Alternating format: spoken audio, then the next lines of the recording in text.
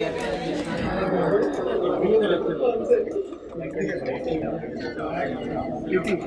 खामोश हो जाए।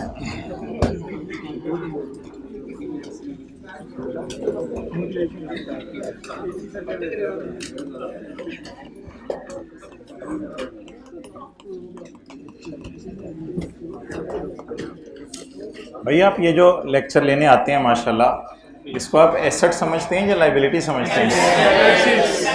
एसेट समझते हैं।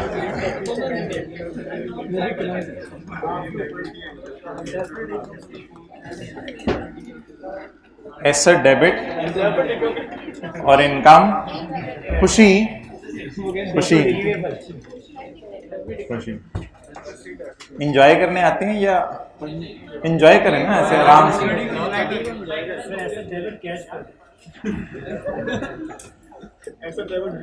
एसेट डेबिट कैश क्रेडिट तो नहीं, इन्वेस्टमेंट डेबिट कैश क्रेडिट।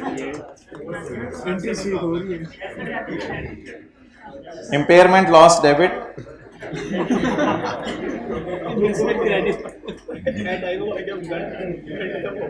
अच्छा अब चुप हो जाना, कुछ लोग पढ़ने भी आए हैं।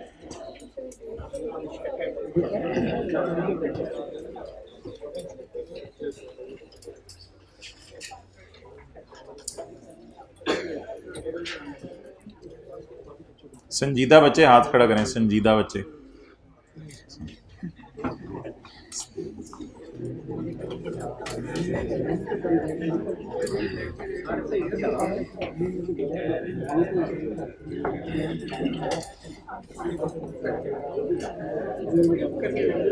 Page number 97, page number 97 question number 4, first row में भी जगह। Page number 97 question number 4।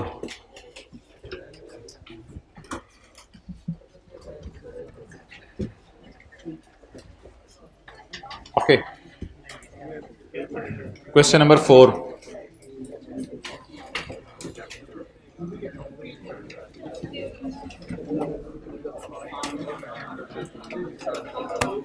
अच्छा,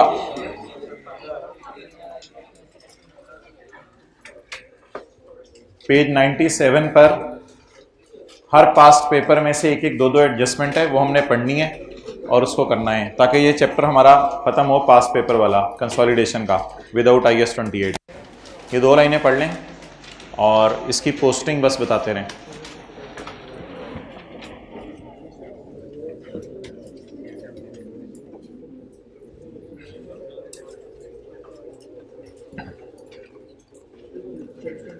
इसकी जर्नल एंट्री आप अपनी किताब के ऊपर कर दें।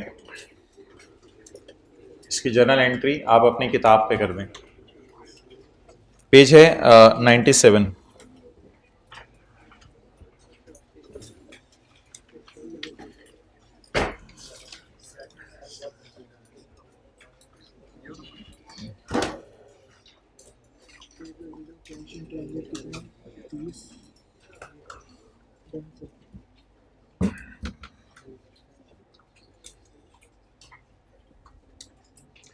ओके, यूएल बस ठीक है। अब इधर देखें, यूएल है सब्सिडरी, सब्सिडरी सेटल्ड। इसका मतलब है सब्सिडरी ने पेमेंट भेज दी है अपनी तरफ से, सब्सिडरी सेटल्ड। आप कॉलेज वालों को जाके कहें I have settled my fees fully. आपकी किताबों में कितना पेबल नजर आ रहा होगा। ऐसे चीजें बड़ी आसान सी हैं जो जहन में पहली थॉट आई वो बताया करनी है। आप कॉलेज वालों को कहें I have settled my fees, आपकी किताबों में कितना पेबल आ रहा होगा। लेकिन कॉलेज वाले कहेंगे यार हमें तो नहीं अभी तक मिली, उनकी किताबों में क्या नजर आ रहा होगा। शायद आपने जिस दोस्त को पैसे दे के भेजे हैं वो दोस्त अभी बरकत मार्केट में चाय पी रहा है। It could be a possible reason कि कॉलेज वालों की किताबों में एसेट नजर आ रहे हैं और आप मुल्तान बैठे हैं, आपकी किताबों में लाइबिलिटी नजर नहीं आ रही और आपका दोस्त बरकत मार्केट बैठा है। तो UL settled balance by issuing cheque of 30। Subsidiary ने 30 का चेक इशू करके कहा भाईजान मेरी छुट्टी, मैंने बैलेंस फुल्ली सेटल कर दिया, सेटल से मुराद फुल्ली सेटल होगा, मैंने बैलेंस फुल्ली सेटल कर दिया है, मेरी तरफ से कोई मसला नहीं है। हाउएवर पेरेंट को चेक कब मिला? साल खत्म होने के बाद, अगले साल पेरेंट को चेक मिला। मुझे बताएं, सब्सिडरी ने तो सेटल कर दिया है, तो सब्सिडरी की लायबिलिटीज में कितना बैलेंस आ रहा होगा? एक्सेलेंट, बस ये कॉन्सेप्ट था। पेरेंट को मिला नहीं तो उसने फिर डेटर क्रेडिट तो नहीं किया होगा? बस सोच के बता देना, बस पेरेंट को मिला नहीं, तो जब पेरेंट को मिला नहीं उसने डेटर को क्रेडिट नहीं किया ना, उसको मिला ही नहीं, उसको हमारे साल के एंड पे मिल गया, हमारे साल के एंड पे मिल गया, नहीं मिला। अगर नहीं मिला तो उसके डेटर खड़े होंगे या डेटर उसने कम कर दिए होंगे? डेटर खड़े होंगे। तो मुझे तो यही लग रहा है कि इसके जो डेटर हैं इसमें 30 पड़ा हुआ है। अब एंट्री तो सांसी एंट्री को मुश्किल है नहीं, एंट्री होगी क्रेडिटर डेबिट 0 से, ये वाला 0, और डेटर क्रेडिट 30 से, और कैश इन ट्रांजिट 30 से। नोट कर लें, ये एंट्री है। असल में आपको ना इस तरह खेलना आता है, इधर 30 हो उधर 12 हो तो 18 इन ट्रांजिट निकालना, लेकिन ये जरा 0 टाइप कोई चीज थी।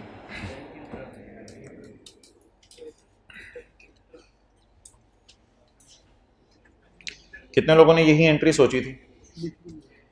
अच्छा, एक मजे की बात सुने यार, जिस बच्चे को पेपर में ये चीज इस तरह समझ नहीं आई, तो मेरा ये गुमान है कि उसने 30 फिर भी डेटर्स में से माइनस किया होगा, और कैश इन ट्रांजिट में तो हर एक ने 30 डाला होगा, क्योंकि वजह पता चल रही है कि भाई कोई रास्ते में है, तो वो तो इजी मार्क्स ले सकते हैं आप। हर एडजस्टमेंट के 70 to 75% मार्क्स आप समझे बगैर भी क्लास में ले सकते हैं, अगर आपके बेसिक टॉपिक की ग्रिप है।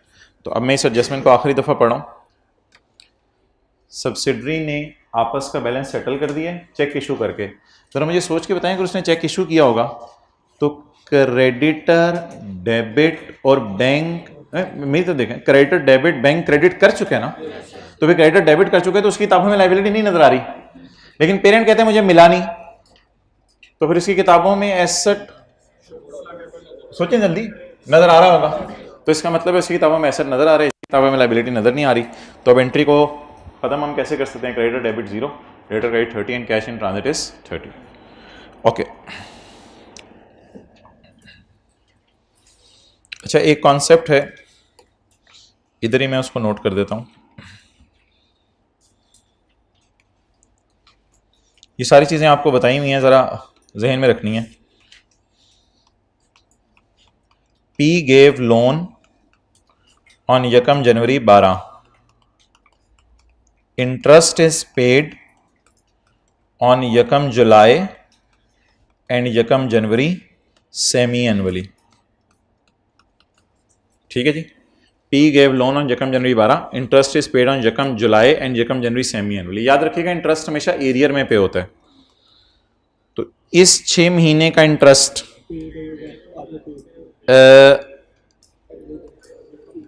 इस दिन पे हुआ होगा। भाई दरवाजा बंद करो, खामोश करवाओ। इस 6 महीने का इंटरेस्ट इस दिन पे हुआ होगा, नहीं होगा, होगा।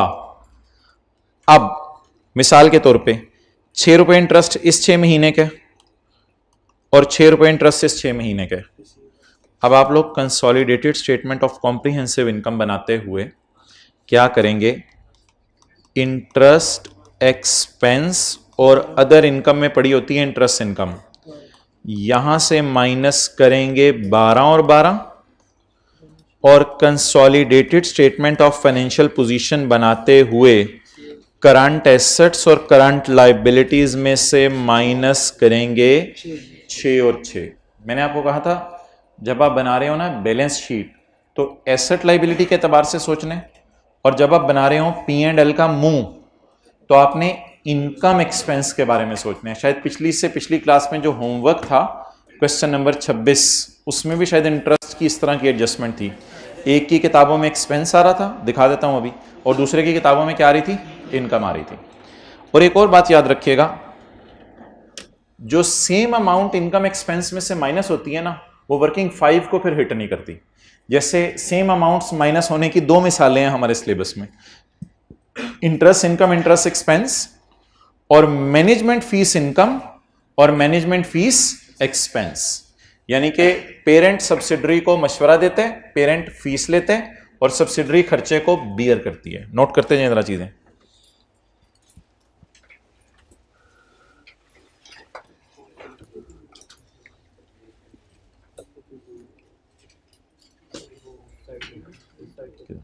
जल्दी करें नोट, आप अपना करो, करते हैं।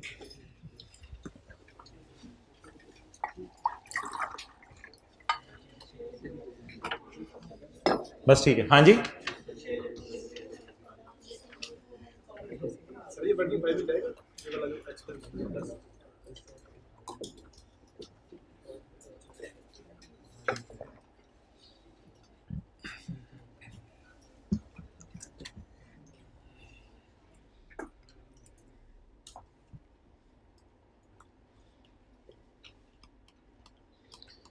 एक दो लोगों ने सवाल पूछ लिया है, इस वजह से मुझे अनलकीली ज़्यादा तफसील बतानी पड़ रही है।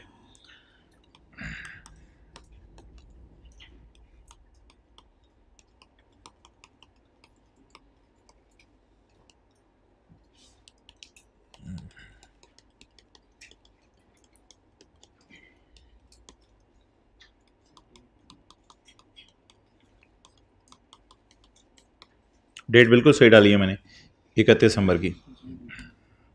ये सेपरेट फाइनेंशियल स्टेटमेंट्स में बना रहा हूं।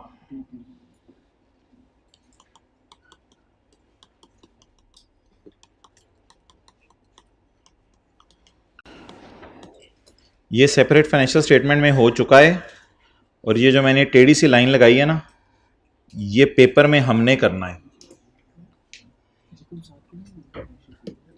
30 को कर दो। हाँ ठीक है, सही कह रहे हो आप, ये बात आप सही कर रहे हो, इस बात पे मैं आपकी एग्री करता हूँ। ये कम जुलाई,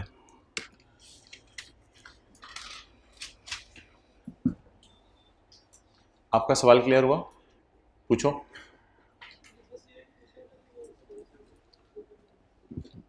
असल में यकम जुलाई को तो रिसीवेबल बुक करने की अलग से ज़रूरत नहीं ना, कैश डेबिट इनकम क्रेडिट कर दें और एक्सपेंस डेबिट कैश क्रेडिट कर दें। और ये बंदा क्या कर लेगा, इधर 31 दिसंबर को पेरेंट कहेगा मेरा रिसीवेबल है 6 रुपया, और सब्सिडरी कहेगी मेरी नज़र में पेएबल है। अब ज़रा P&L में दोनों के कितना पड़ा होगा? 12, और दोनों की जो बैलेंस शीट है उसमें कितना पड़ा होगा?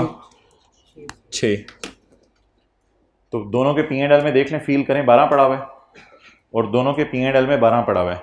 P&L के एंगल से सवाल, इसको वर्किंग 5 में लेके जाएंगे। वर्किंग 5 में जो चीज़ें लेके जानी है आपको बता दी हुई हैं, ये बराबर अमाउंट से हिट करती है फिगर, इसको आप वर्किंग 5 में नहीं लेके जाते। अब इसी एडजस्टमेंट को मैं डिफरेंट तरीके से आपसे पूछने लगा हूँ, और आपने जो है वो बताते रहना मुझे।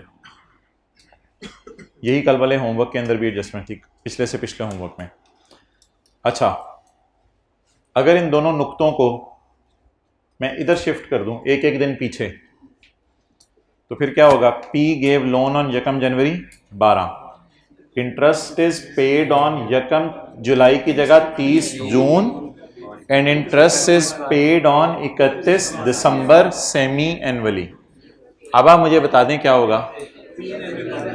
एक्सेलेंट। रिसीवेबल पेएबल में 0 आएगा, बैलेंस शीट में जो कैंसिल होगा, और इधर कितना आएगा? इधर स्टिल 12 आएगा, क्योंकि बैलेंस शीट में रिसीवेबल पेएबल जाते हैं और इधर जो है इनकम्स और एक्सपेंसेस जाते हैं। अच्छा, अगर मैं इस लाइन को ऐसे पढ़ूं, P गेव लोन ऑन यकम जनवरी 12, interest is paid annually on यकम जनवरी। लेकिन प्लीज ये बात ये ना याद, ये इंटरेस्ट दुनिया में कभी एडवांस में पे नहीं होता, ये बात याद रखिएगा, इंटरेस्ट हमेशा बाद में पे होता है। तो P गेव लोन ऑन यकम जनवरी 12, interest is paid annually on यकम जनवरी, तो फिर ये यकम जनवरी 13 को आ रहा होगा। तो यकम जनवरी 13 को जब मैं वापस दे रहा हूं तो ये वाला तो नुकता होगा ही नहीं, तो देयर इज नो पेमेंट। लेकिन फिर इनकम एक्सपेंस में कितना जाएगा? और रिसीवेबल पेएबल में 12, रिसीवेबल पेएबल में 12। तो इस तरह ना सोचना होता है पेपर में हमने कि सेपरेट फाइनेंशियल स्टेटमेंट्स में क्या हुआ है उसको हमने उल्टा देना होता है। जब सवाल साइलेंट हो तो एज्यूम करेंगे सेपरेट फाइनेंशियल स्टेटमेंट में सब कुछ सही हुआ है।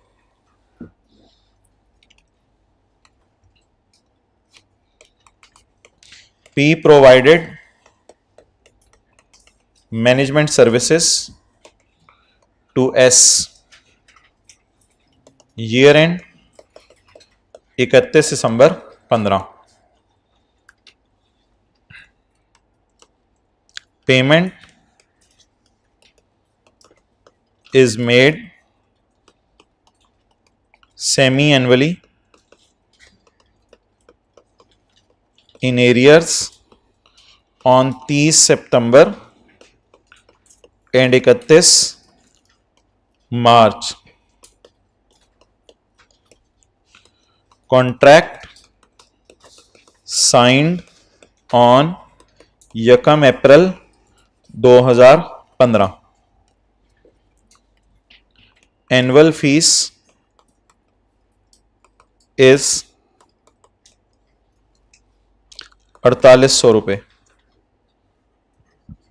जी नोट कर लें।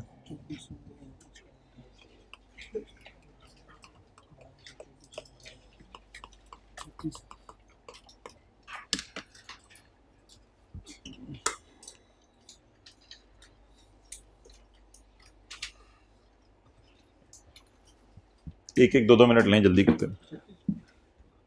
बड़ी हिम्मत की आपने, टाइम निकाल लिया, बड़ा फायदा हो जाएगा।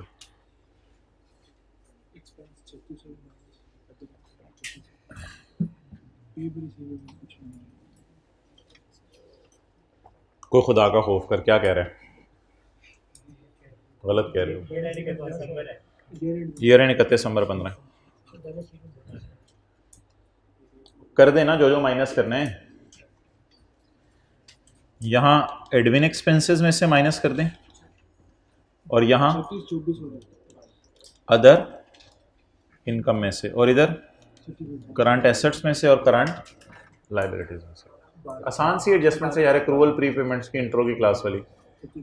करते उधर थे, उल्टाना इधर है।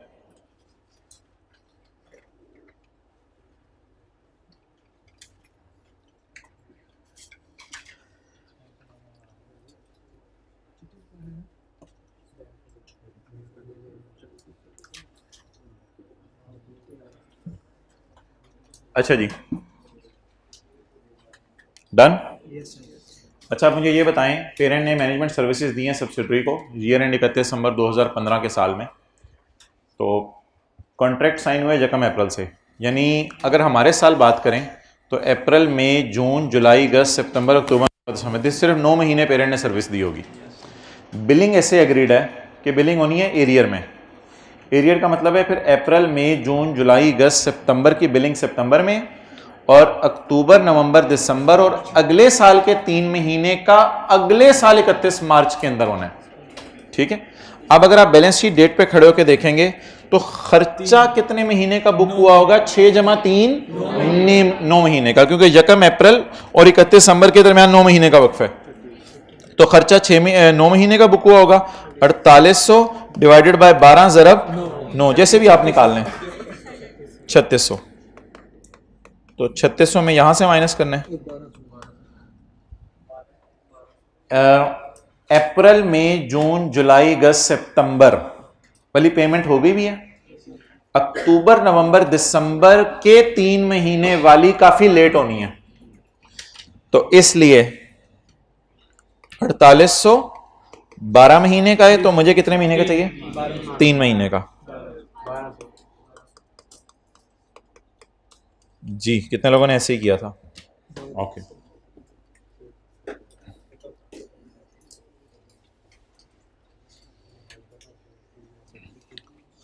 आई अगेन रिपीट, ये जो कैंसलेशन की एडजस्टमेंट्स हैं ये एस प्रॉफिट को हिट नहीं करती। कैंसलेशन की एस प्रॉफिट्स को सेम अमाउंट से कैंसिल हो जाता है। जैसे सेल परचेज नहीं सेम अमाउंट से कैंसिल हो जाती, उसका भी एस प्रॉफिट में नहीं जाता, बल्कि सेल परचेज नहीं जाती, अनसोल्ड का प्रॉफिट जाता है cost of sale debit stock credit की एंट्री करके। तो बस वर्किंग 5 को हिट नहीं करनी है जो सेम अमाउंट से कैंसिल हो रही हैं।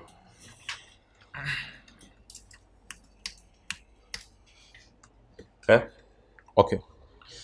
यार ये बाइकैप ने जो है ना बड़ा पंगा सा डाला था। अच्छा, ये मैनेजमेंट फीस वगैरह की एंट्रीज क्या होती होंगी सेपरेट फाइनेंशियल स्टेटमेंट्स में? इसी तरह के को बता दें मैनेजमेंट फीस की एंट्रीज वगैरह।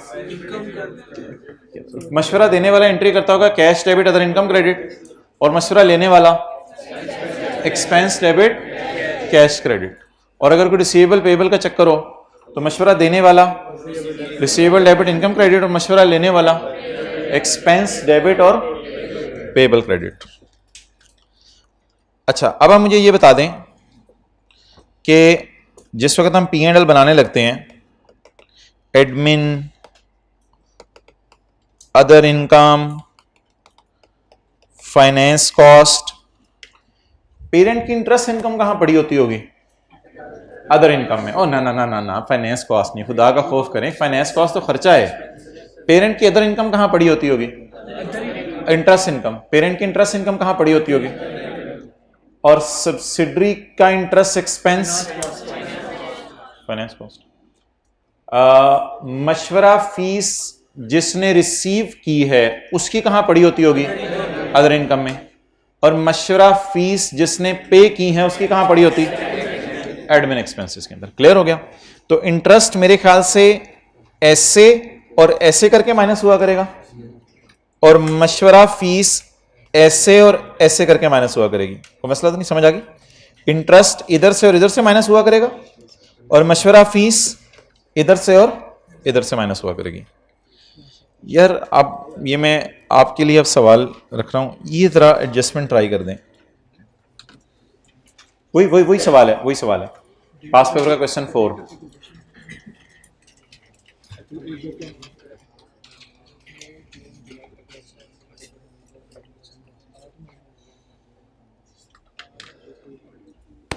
हाँ, ये लाइन शायद रेलिवेंट हो आपके लिए। ऑपरेटिंग एक्सपेंसेस में 26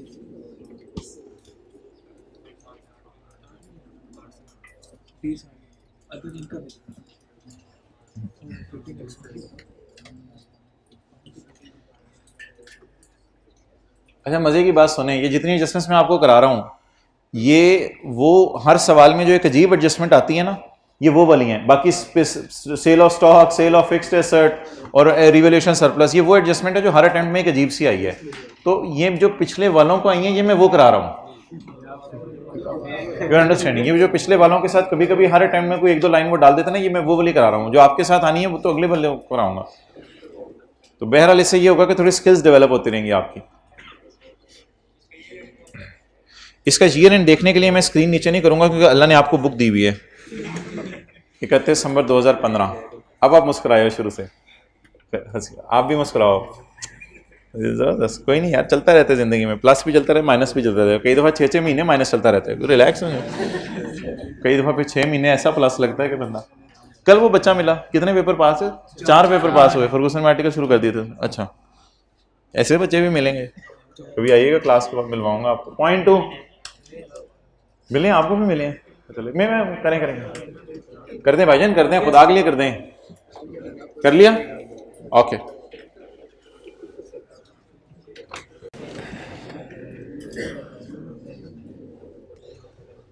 ओएल कौन है जी? पेरेंट। मरहबा मरहबा मरहबा मेरी जॉल, बैठ से यार, आगे आ जाएं, इधर आ जाएं।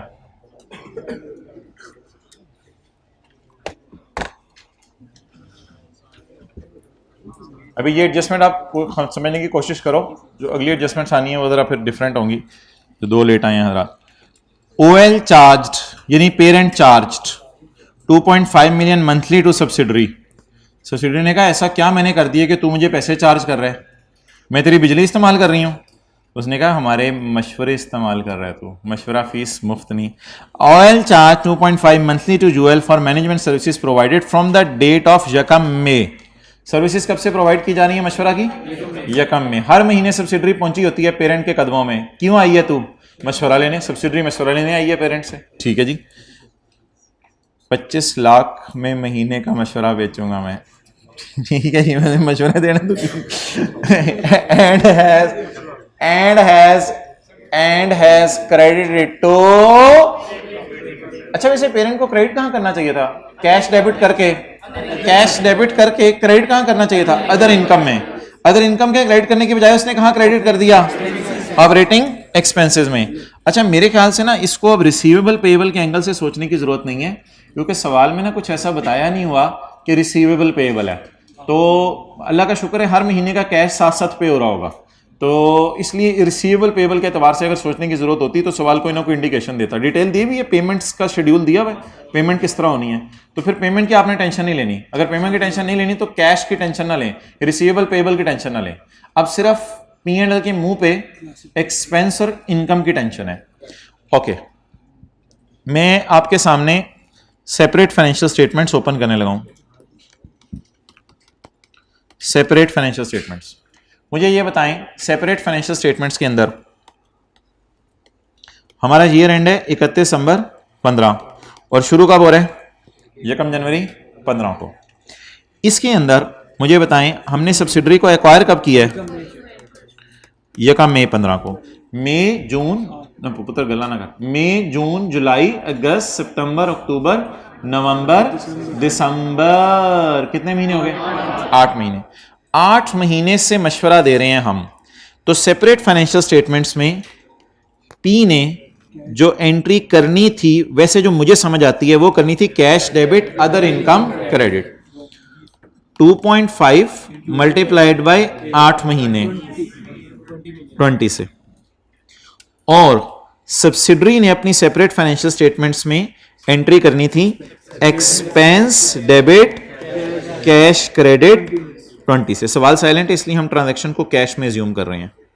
ओके, इसकी बजाय the parent is providing management services and is charging subsidiary 2.5 per month और 20 million in 8 months, and parent charged 2.5, parent charged 2.5 and credited it to expenses। उसने इनकम बढ़ाने के बजाय अपने खर्चे कम कर लिए हैं।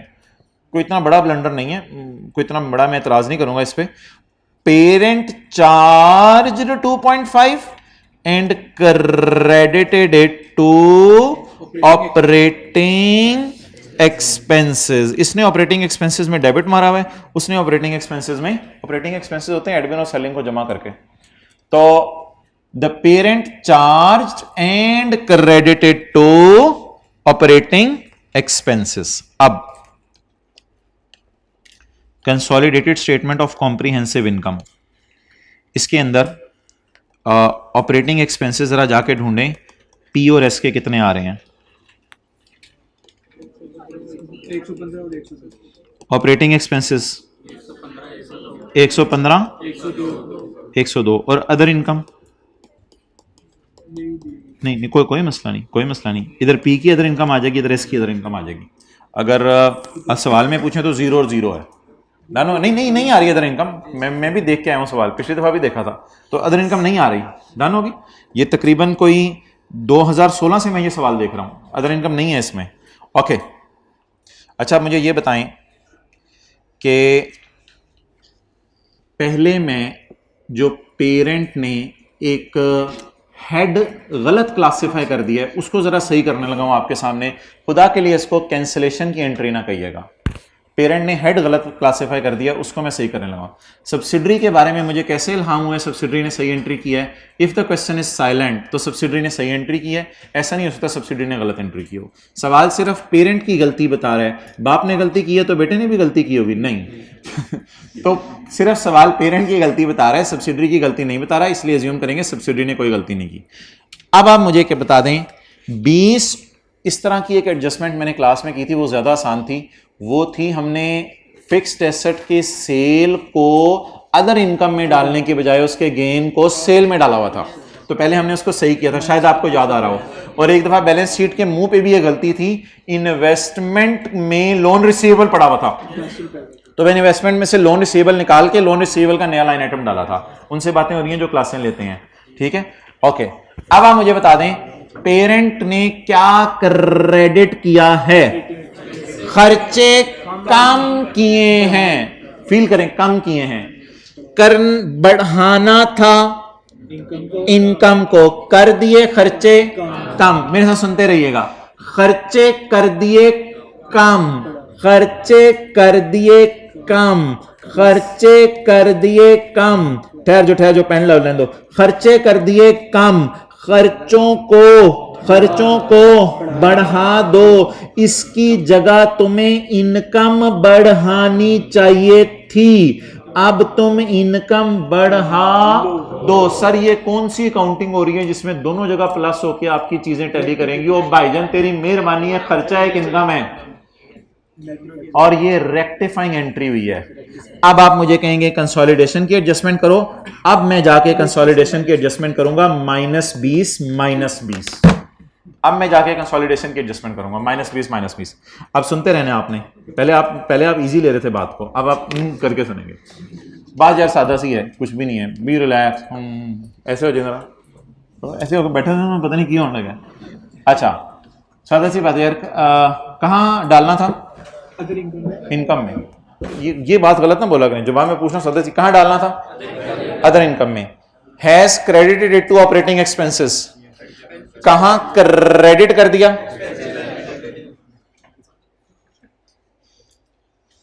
कहां डालना था? अदर इनकम में। कहां क्रेडिट कर दिया?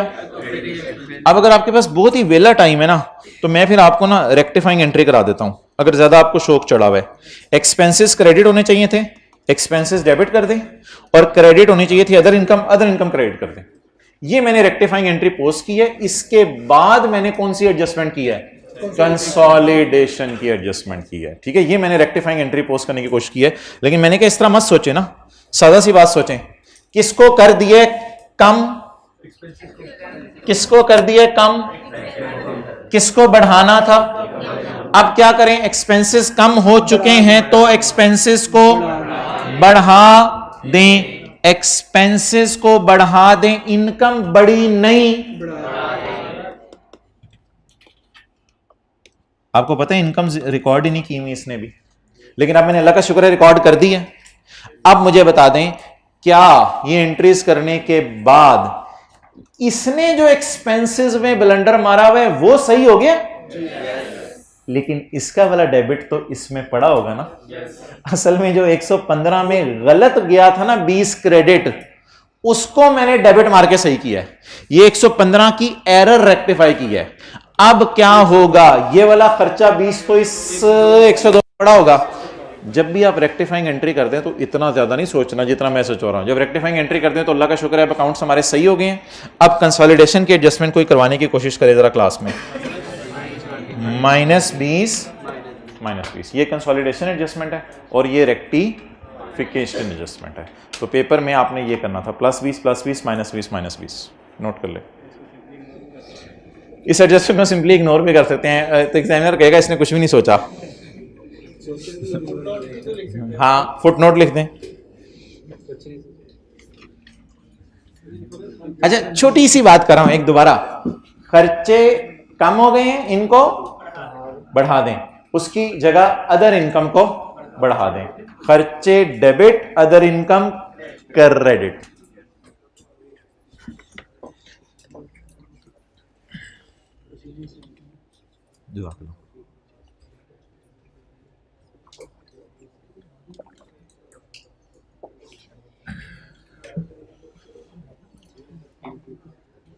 क्या हो रहा है, सारे लोग उधर उधर से इधर इधर हो रहे हैं।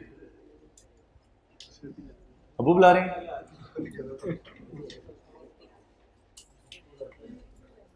क्या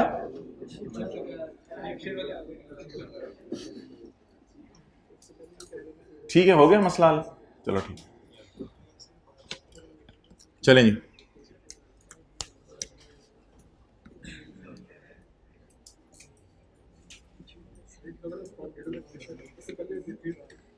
उसको इग्नोर करते, उसे कैंसिल ना करते।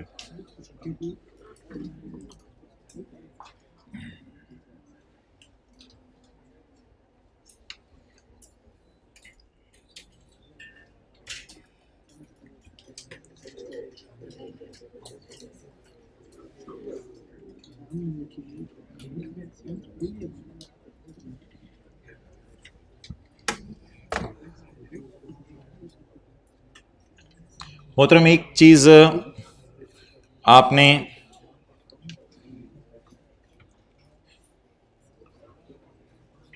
कौन कहते हैं ये नौजवान नस्ल ख़राब हो रही है और पढ़ नहीं रही, इधर आके देखे तो पढ़ पढ़ के जज्बाती हुई है माशाल्लाह।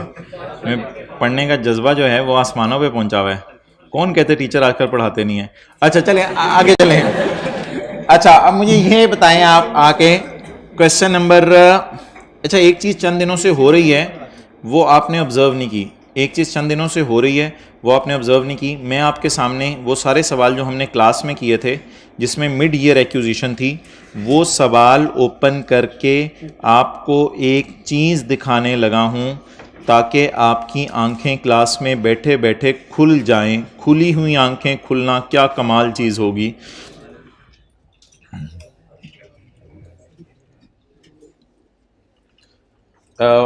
ये क्वेश्चन क्वेश्चन नंबर 30 है, शायद आपको होमवर्क नहीं खोलना नहीं। अच्छा पेज 657 पे ना एक क्वेश्चन है कि मैं सारे सवाल वो आपके खोलने लगा हूं जिसमें, सवाल नहीं खोलना, ये मैं सारे सवाल वो खोलने लगा हूं जिसमें मिड ईयर एक्विजिशन है, यानी इस साल के दौरान दरमियान में कहीं पेरेंट ने सब्सिडी को खरीद लिया। एक लाइन पे फोकस कीजिएगा जो सारे सवालों में मैंने डाली हुई थी, आपने उस पर फोकस नहीं किया था क्योंकि मैंने भी नहीं कराया था।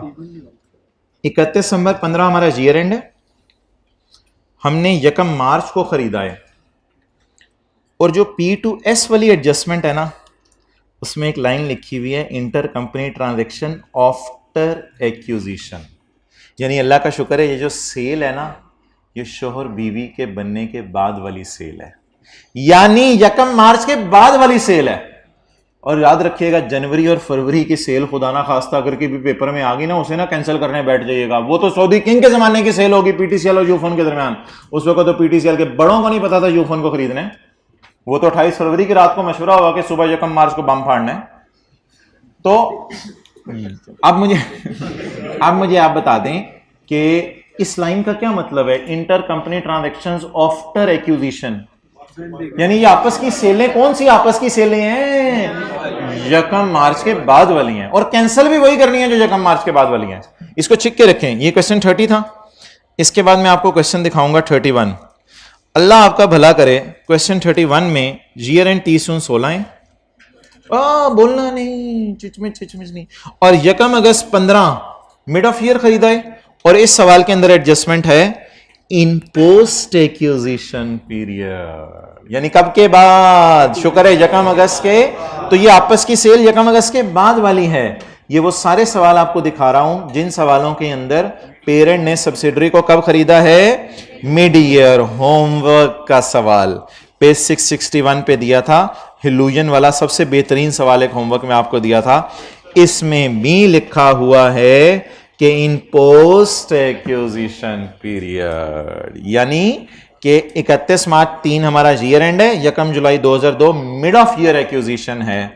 लेकिन पास पेपर के क्वेश्चन 4 ने मारा धमाका, 31 दिसंबर 15 हमारा ईयर एंड है, और 1 में 15 हमारी एक्विजिशन डेट है, और सवाल में लिखा हुआ है डज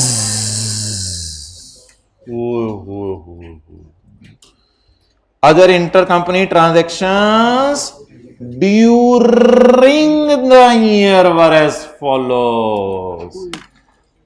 अब आप मुझे बताएं क्या ये सेल निकाह से पहले वाली भी है थोड़ी सी, और थोड़ी सी निकाह के बाद वाली भी है। मौलवी साहब किस दिन आए थे?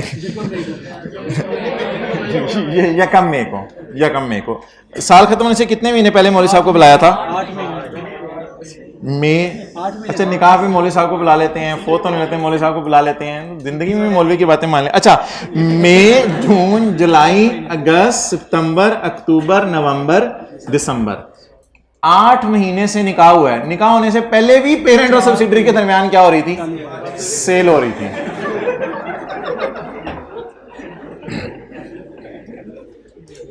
ओके चलें जी।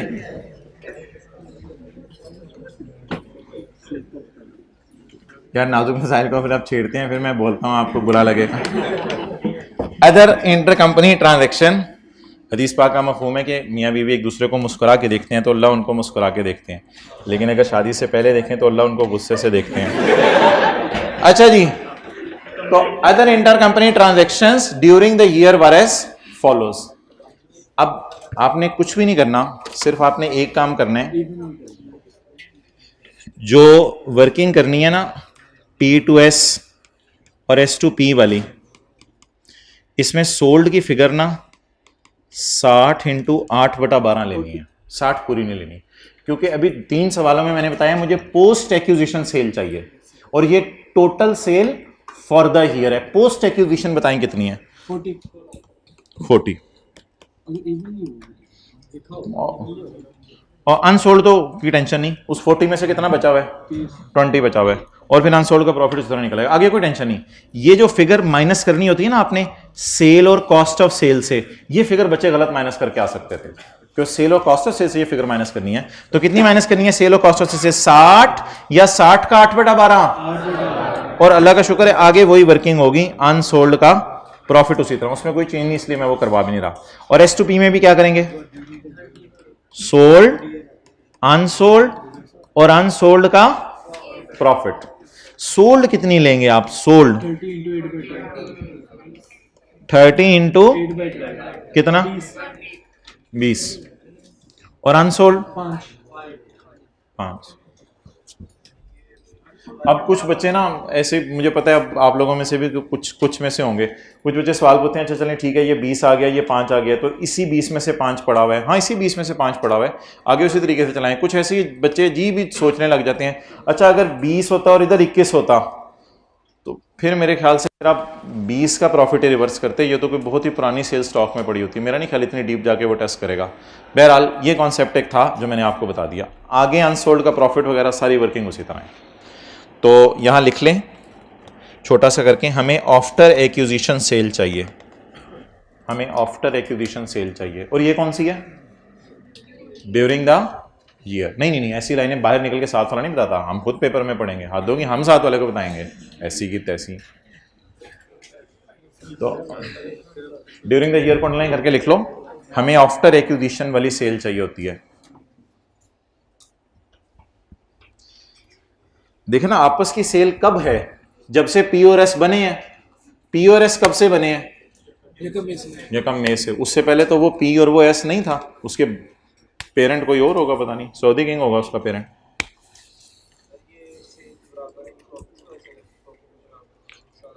यार वो तो हमेशा हम यही करते हैं अगर सवाल साइलेंट हो, अनलेस के सवाल खुद कह दे। कई दफा हो सकता है सवाल कह दे कि पहले 4 महीने की सेल इतनी है, वो अलग से बता दे तो ठीक है।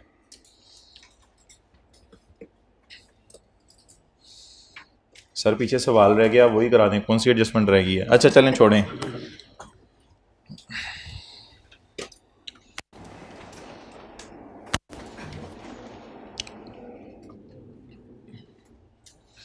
चलें जी, अब आप हजरात निकाल लें हमारा क्वेश्चन नंबर 37।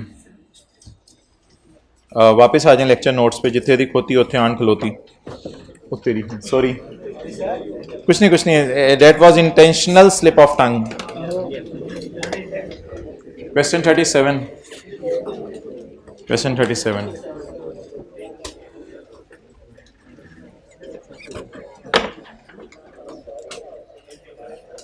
एक बार याद रखिएगा, आप लोग कभी भी टीचर से कभी मिलते हैं और कोई बात करते हैं ना, तो वो उसको याद रह जाती है, ऐसी बात नहीं है भूलती नहीं है। तो इन भाई को शायद बात भूल गई हो, खड़े हो जाओ, खड़े हो जाओ। मुझे अभी तक इनकी बात याद है, आज से कोई तकरीबन 3 से 4 महीने पहले या 5 महीने पहले ये भाई गुजर रहे थे। तो मैं टैक्स की क्लास FR2 की क्लास पढ़ा के बाहर निकला था। तो ये भाई उस वक्त टैक्स पढ़ते थे। तो इन भाई ने निकलते हुए कहा था सर हमारी दफ़ा जब FR2 पढ़ाए ना, तो वो अगस्त वाली जो क्लासें हैं ना, ज़रा उससे पहले ही थोड़ा ले लीजिएगा। तो इनकी बात पे अमल हो रहा है, तो वो ये था। अच्छा, इसी तरह आप में सब सारे जितने भी हैं उनकी सारी बातें मुझे याद हैं, सारे अच्छे बच्चे हैं। Following are the draft statement of financial position of कौन सी बाजी? जैस्मीन बाजी नहीं, ये तो बाजा होगा ना, ये पेरेंट है। एंड इट्स सब्सिडरी सनफ्लावर बाजी। For the year ended 31 December 2017. Investment, PP, current asset, share capital, retained earning, current liabilities. JL acquired 80% shares of SL on Jacam April. SL showed a profit of 30 million. The incomes and expenses had accrued evenly during the year except investment income of 5 million which relates to month of June 2017 only. Balance sheet का सवाल है, P&L का सवाल है. Balance sheet का सवाल है, तो बैलेंस शीट का सवाल है तो वर्किंग 2 मुझे करनी पड़ेगी. ये प्री का कोई फड्डा है. आज मैं आपको पहली दफा बता रहा हूँ, बैलेंस शीट के सवाल में भी मुझे वर्किंग 6 करनी पड़ रही है. वर्किंग 6 क्यों करनी पड़ी आप खुद सोच लें.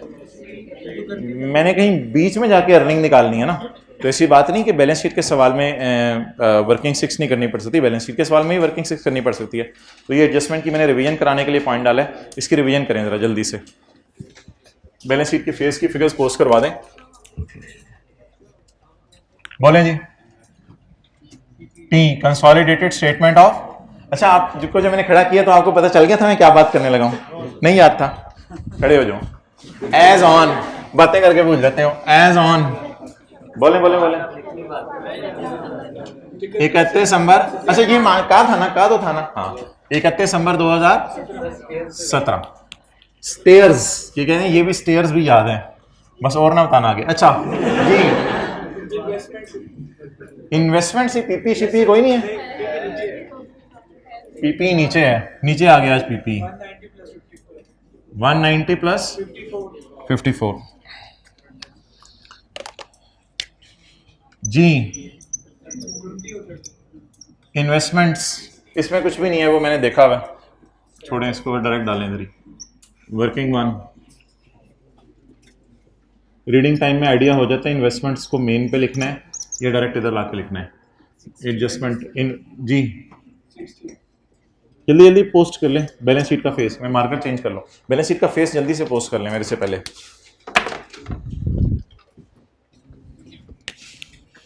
जी कितनी है? 60. करंट एसेट्स 20 और 30. आगे शेयर कैपिटल 70 और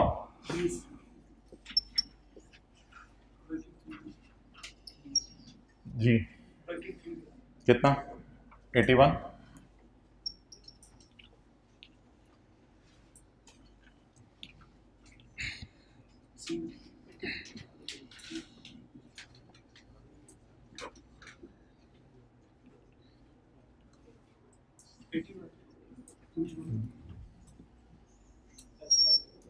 अच्छा, इधर क्लोजिंग एसआर आती है या प्री? इधर क्लोजिंग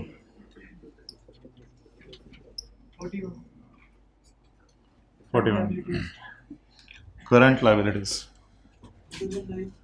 119 प्लस 23. मरहबा अब्दुल्ला, मैरिज हॉल. अब्दुल्ला कैसे आना हुआ? अच्छा जी, प्री निकाल दें. 1 से 2 मिनट लगाएं, प्री निकाल दें. हाँ ठीक है, आई नो वर्किंग 6 करनी पड़ेगी. वर्किंग 6 कर लें, प्री निकाल दें. जल्दी करें यार, खुद भी तो करें कुछ.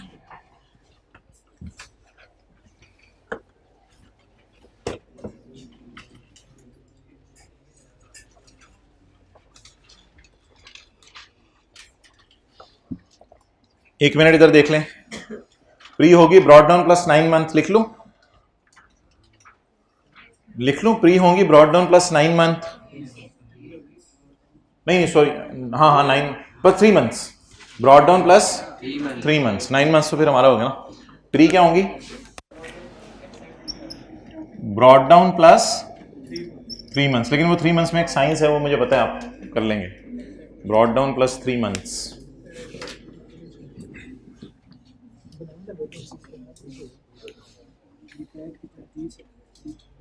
पहले वर्किंग 6 करें, फिर प्री निकालें.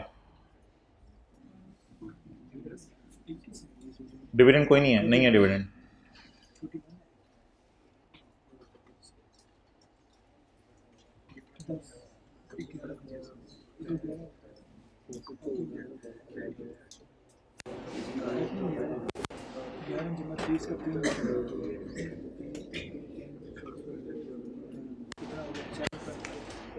वैसे भी 25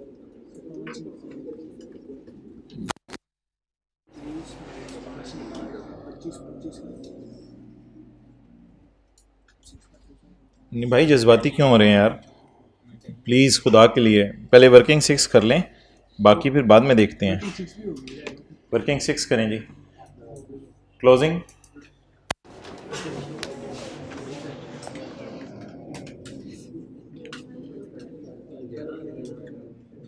ओपनिंग 1 जनवरी 17, क्लोजिंग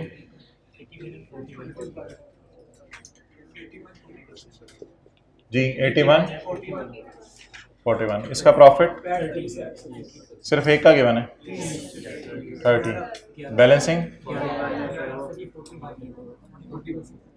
अच्छा, मुझे ना इसकी ज़रूरत नहीं है। पेरेंट की क्या ज़रूरत है? कुछ नहीं, अभी कुछ करना ही नहीं इसका। क्लियर हो गया? अच्छा, अब मुझे ये याद पड़ते मैंने आपको सिखाई हुई है एस का profit and loss separate financial statements वाला। ये बना के मैंने आपको एक दिन सिखाया था। एस का प्रॉफिट 30, इस तक आते आते अदर इनकम ऐड हो चुकी होगी 5 की।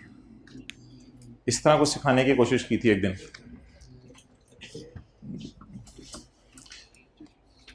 The incomes and expenses of S had accrued evenly except investment income, जो सिर्फ नए लोगों की है। जून 17 ना, जो सिर्फ नए लोगों की है। तो इधर देखें, incomes and expenses, sales, cost of sale, admin, selling, finance, incomes and expenses are accrued evenly except this income which relates to only new owners. तो वो काम आप करवा दें।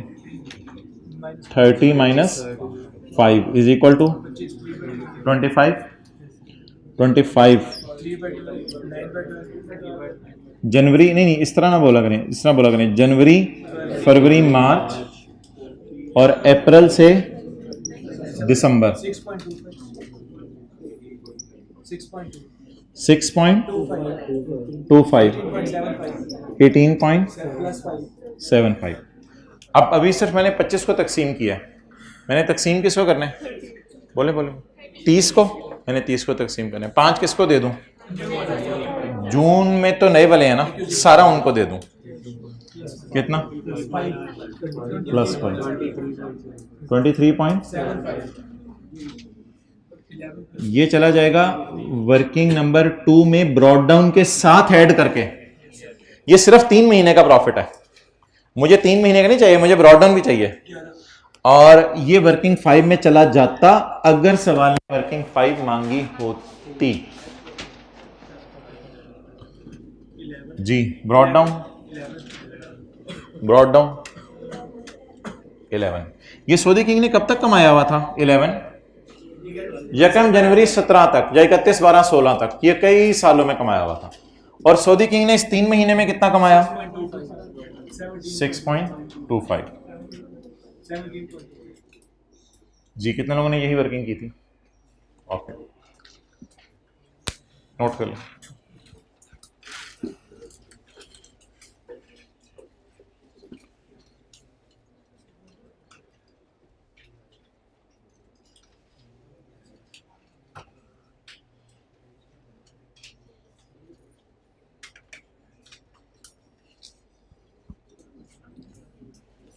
लिख लें सवाल में, जब भी प्री रिटेन्ड अर्निंग मिसिंग होंगी तो बैलेंस शीट के सवाल में भी वर्किंग 6 ओपन करनी पड़ सकती है। जब भी सवाल में प्री रिटेन्ड अर्निंग मिसिंग होंगी तो बैलेंस शीट के सवाल में भी वर्किंग 6 करनी पड़ सकती है। जब भी बैलेंस शीट में प्री रिटेन्ड अर्निंग मिसिंग होंगी, जब भी सवाल में प्री रिटेन्ड अर्निंग मिसिंग होंगी तो बैलेंस शीट के सवाल में भी वर्किंग 6 करनी पड़ सकती है।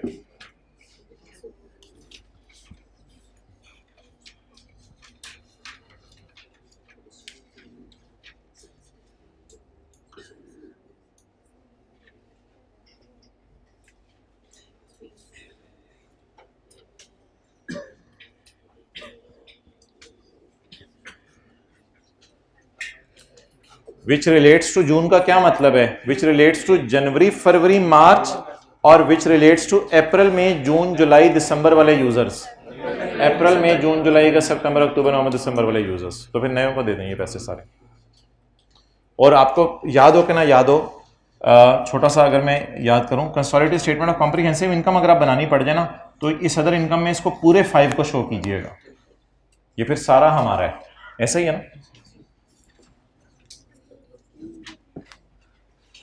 चलें जी, सारे को मैं मिटा रहा हूं। प्री रिटेन अर्निंग हमारी निकलनी थी, निकल आई हैं 17.25। डबल एंट्री पूरी कर दें।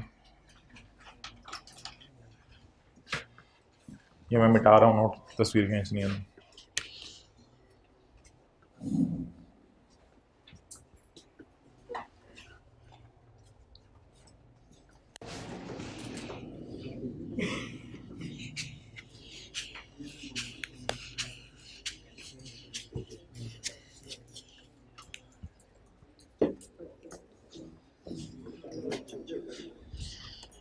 अच्छा जी, एक्विजिशन डेट की सारी एडजस्टमेंट्स कहाँ जाती हैं? वर्किंग वन में। एक्विजिशन डेट की सारी एडजस्टमेंट्स जाती हैं वर्किंग वन में।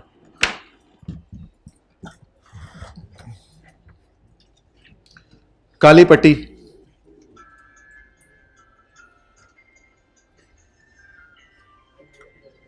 Ton,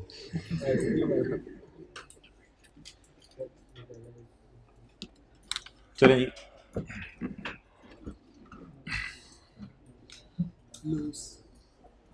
on the acquisition date, यानी ये सारी चीज़ें वर्किंग वन में जानी है। On the acquisition date the carrying value of SL net assets was equal to the fair value except for inventory. भैया जिसमें सुननी है वो से, except for inventory which was carried at ₹10 million and at a fair value of ₹15।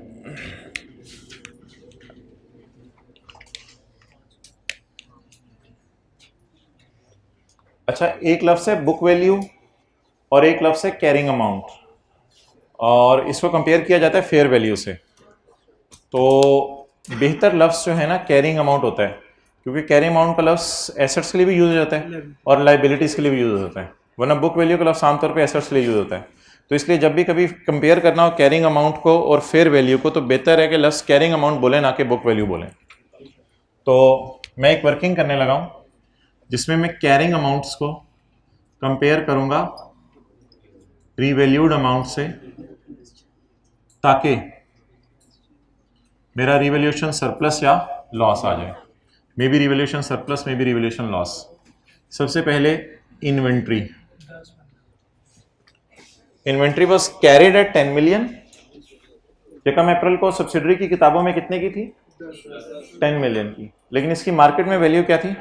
15 million। अब Saudi king हमें बजिद करेगा कि इस 10 वाली को 15 पे लेके जाओ, बिकॉज इस 10 वाली को 15 पे लेके जाना इसलिए जरूरी है ताकि सऊदी किंग की इक्विटी में जान पैदा हो। याद रखिएगा, सऊदी किंग को कंसर्न होता है ये वाली इक्विटी बढ़ाने में, सऊदी किंग को कंसर्न होता है ये वाली इक्विटी बढ़ाने में, ताकि ये जितनी जानदार होगी उतनी इन्वेस्टमेंट की प्राइस अच्छी लगेगी। तो इसलिए इस अर्निंग को तोड़ना ही पड़ेगा। अच्छा, असर का अलार्म तो नहीं लगाया हुआ, असर तो 5:30 होती है। अच्छा, तो ये जितनी जानदार होती जाती है उतनी सऊदी किंग प्राइस ज्यादा लेने को तैयार होता है और कहते हैं मैं प्राइस ज्यादा लूंगा। चलें, इसकी तो एंट्री स्कीम ही है। Inventory which was carried at 10 million had a fair value of 15 million। तो इन्वेंट्री डेबिट और surplus in working one credit.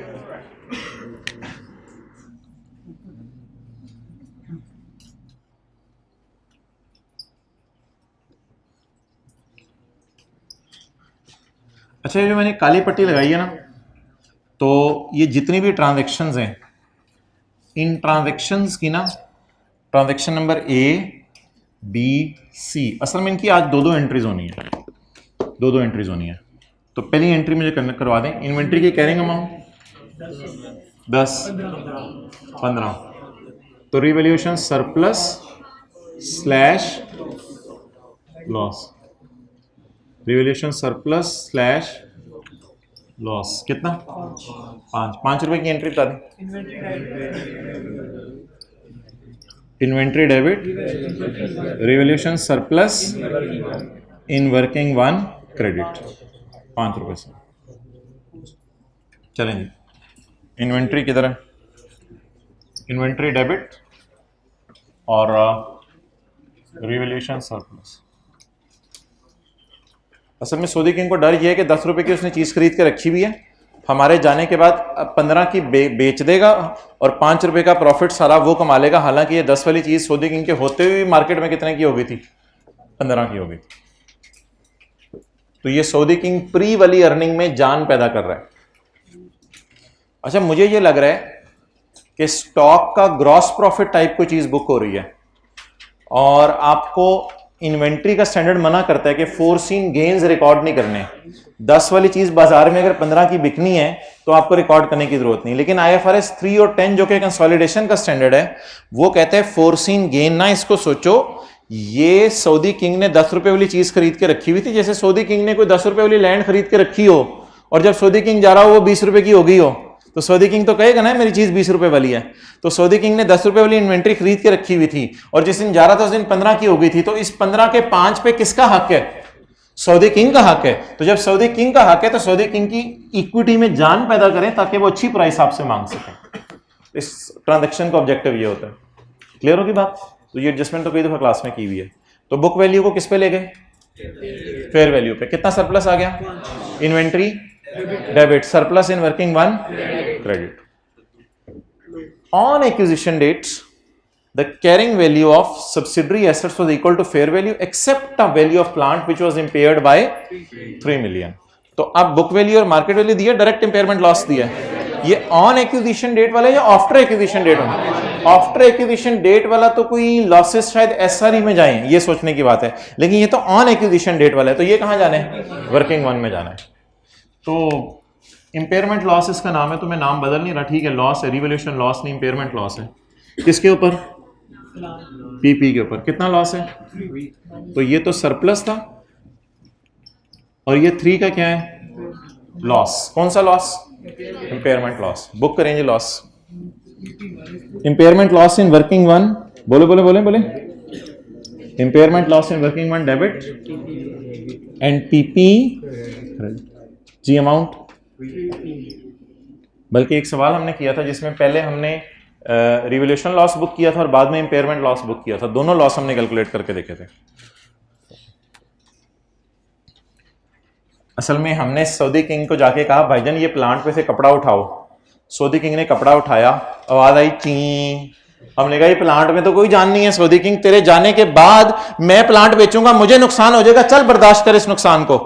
अब ये प्लांट प्लूंट बिक के नुकसान नहीं बर्दाश्त होते, ये बस रिकॉर्ड कर लेंगे हम लॉस, ताकि सऊदी किंग की इक्विटी के अंदर जान खत्म हो। Impairment loss in working one debit, ये लॉस असल में ना अर्निंग को कम करा होता है।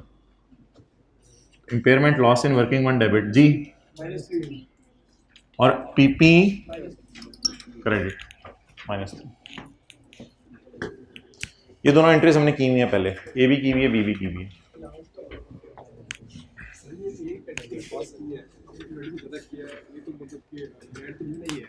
क्या? नहीं लैंड तो नहीं, मैं तो PP की बात कर रहा हूँ ना, प्लांट की। वो तो वह मिसाल दे रहा था लैंड की एक, हमारी तो इन्वेंट्री है। हाँ 1 मिनट पूछो फिर।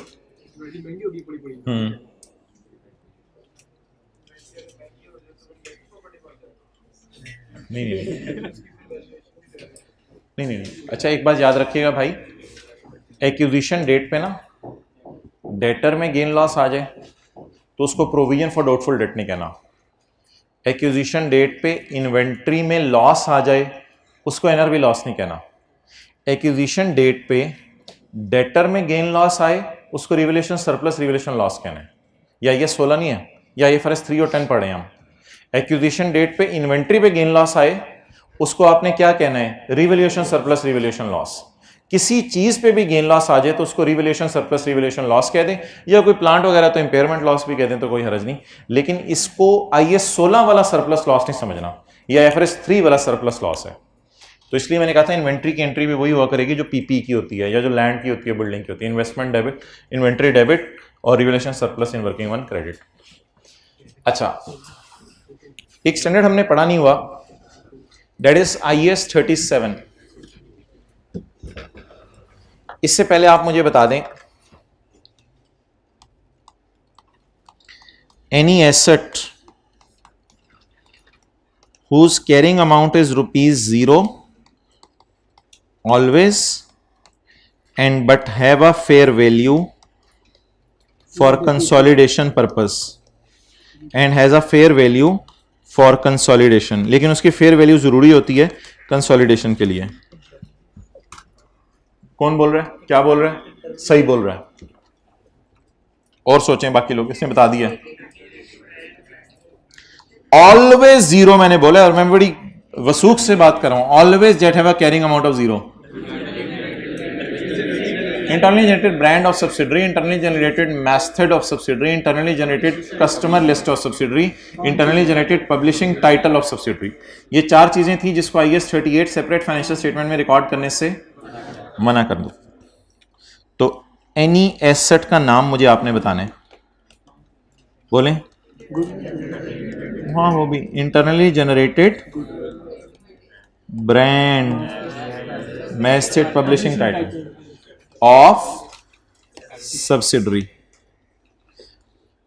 एसेट आपने बता दिया, लाइबिलिटी मैं बताऊंगा क्योंकि अभी हमने एक स्टैंडर्ड पढ़ा नहीं हुआ। अब मैं आपसे सवाल पूछ रहा हूं, any liability whose carrying amount is always zero but have a fair value for consolidation point of view।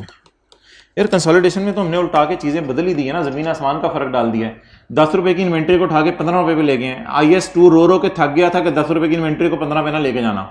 10 रुपए की इन्वेंट्री को 8 पे ले जाओ, 7 पे ले जाओ, 6 पे ले जाओ, 10 रुपए की इन्वेंट्री को 15 पे लेके जाने की कोई तुक नहीं है। लेकिन IFRS 310 के अंदर तो पूरी कहानियां बदल गई हैं, क्योंकि डील होने लगी है तो डील फेयर वैल्यूज के ऊपर ही होगी। डील जो है वो सऊदी किंग के साथ बुक वैल्यूज पे चीजों की नहीं हो सकती। तो IAS 2 शू और IAS 38 तो लगने ही बंद हो गए हैं अब। तो सारी चीजों को उठा के बुक वैल्यू से कहां लेके जाना पड़ा है हमें, फेयर वैल्यू के ऊपर। सारे स्टैंडर्ड्स की धज्जियां बखेर दी हमने। ये मोहतरम है contingent liability. Contingent liability, it is only disclosed in financial statements and no journal entry is passed in separate financial statements। contingent liability क्या होती है? contingent liability ये होती है, contingent liability क्या होती है? contingent liability ऐसा कोर्ट केस होता है जिसमें लूज करने का चांस कम हो। IAS 37 में हम पढ़ेंगे, केस में लूज करने का चांस कम है ना तो लाइबिलिटी बुक ना करो। समझ आ रही है बात? केस लूज करने का चांस, आपके खिलाफ किसी ने केस कर दिया, आंखें बंद करके सोचें, आपके खिलाफ किसी ने केस कर दिया और लूज करने का आपका कोई चांस नहीं है, कोई एंट्री बताएं ना करें, डिस्क्लोज कर दें यूजर को, यार बड़ा मसला हो गया है, बंदे आए थे बंदे लेके और उन्होंने हमारे खिलाफ क्या कर दिया, केस कर दिया। और केस इस बात के ऊपर किया कि ये कॉलेज के अंदर ये बच्चे बाहर खड़े होते हैं और गप्पे मार रहे होते हैं और सड़क और ये और वो और सर्विस लेन और ये और वो, इस किस्म का हमारे खिलाफ केस हो गया, कॉलेज वाले कह रहे हैं। लेकिन हमारे केस हारने का इंशाल्लाह कोई चांस नहीं है, हम जीत ही जाएंगे, हम सड़क ही पूरी करा लेंगे तो हम जीत जाएंगे, हमारे केस हारने का कोई चांस नहीं है। तो ऐसे कोर्ट केसेस जिनको IAS 37 ये कहेगा कि हारने का चांस क्या है, कम है। एक हमने पढ़ी थी कॉन्टिंजेंट कंसिडरेशन, वो कुछ और थी, वो ये थी, बिल्कुल वो और बात थी, वो जमीन आसमान का फर्क था। वो ये था कि सऊदी किंग अगर सब्सिडरी ने अच्छा परफॉर्म किया तो तुम्हें और पैसे दे देंगे, सब्सिडरी ने बुरा परफॉर्म किया तुम्हें पैसे नहीं देंगे। डू नॉट मिक्स इट, इसके साथ मिक्स ना करें। ये IAS 37 है, ये वाला ऊपर वाला IAS 38 था, ये IAS 37 है। IAS 37 एक स्टैंडर्ड है जो क्या कहेगा, जल्दी बताएं जल्दी बताएं, केस हारने का चांस कम है तो जर्नल एंट्री ना करो, केस हारने का चांस ज्यादा है तो जर्नल एंट्री कर लो। एक्सपेंस डेबिट पेएबल टू दुश्मन क्रेडिट, अगर केस हारने का चांस है तो एंट्री करो एक्सपेंस डेबिट पेएबल टू दुश्मन क्रेडिट। लेकिन अगर जज साहब या लॉयर की बातों से आपको लग रहा है कि आप इंशाल्लाह केस नहीं हारेंगे तो IAS 37 क्या कहेगा, कोई एंट्री लेकिन कुछ ना कुछ यूजर को बता तो देना कि मसला पुसला है, फटा हो सकता है।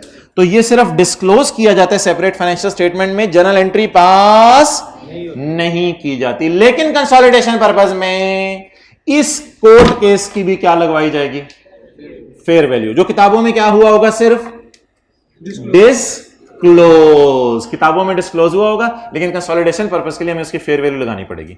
नोट कर लें कोर्ट केस की, कि हमारे ख्याल से लॉयर को कितने पैसे देने पड़ेंगे। जाने मैच क्रिकेट का, अच्छा चलो, अच्छा आना तो चाहिए, मुझे भी ले जाओ। किधर जा, क्या जी, हॉस्पिटल जाना है? आपको बंदा इसके साथ भी जाएगा। अच्छा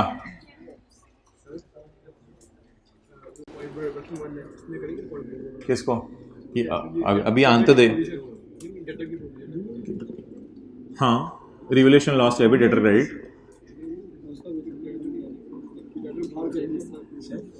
एडजस्टमेंट आई थी और हमने की थी, मैं आपको दिखाता हूं भाई। ये इन्वेंट्री वाली एडजस्टमेंट, और ये अगर आपको भूल रही है ना तो थोड़ी देर में मैं आपको भूल जाऊंगा। फिर ये अगले दिन आप कहेंगे ये तो हमने किसी और की क्लास में एडमिशन कराया था। अच्छा, तो ये भाईजान मेरी रिक्वेस्ट है आपसे, आप कहते हैं तो आपके घर आके मैं आपको बता देता हूँ कि ये ना होमवर्क साथ साथ करें, ऐसी बातें ना करें, सबके सामने बुरा लगता है। मुझे दोबारा बातें करते हुए शर्म सी आती है। ये हमने सवाल किया था क्लास के अंदर, और अगर आपको वो सवाल याद नहीं आ रहा, मेरी तो बातें खत्म नहीं, सवाल नहीं निकलना। और उसके बाद गैलेक्सी वाला सवाल आपको होमवर्क में दिया था। ये जी भाईजान सवाल किया था हमने क्लास में, ओह माशाल्लाह, ये तो होमवर्क का था, होमवर्क में भी आपको सवाल दिया था, और क्लास वर्क के अंदर हमने ये सवाल किया था। क्वेश्चन 15, अल्लाह का शुक्र है एंट्री भी लिखी हुई है। 12 रुपये वाली इन्वेंट्री 6 रुपये की होगी थी, और प्रोविजन फॉर बैड डेट के अंदर भी इंक्रीज आई थी। तो मैंने 12 रुपये की एंट्री 6 रुपये की होने की एंट्री कराई थी, and revolution loss in working one debit inventory credit. और 15 से 24 प्रोविजन फॉर डाउटफुल डेट बढ़ रही थी, तो मैंने कहा था प्रोविजन क्रेडिट कर दें 9 रुपये से, और रिवैल्यूएशन लॉस का नाम रखें, इसका और कोई नाम ना रखें क्योंकि इस पे कंसोलिडेशन के स्टैंडर्ड के रूल लगेंगे। और मैंने कहा था प्रोविजन की जगह बेहतर है कि डेटर अकाउंट का लफ्ज़ यूज़ कर लें, फिर आपको पोस्टिंग आसान हो जाएगी।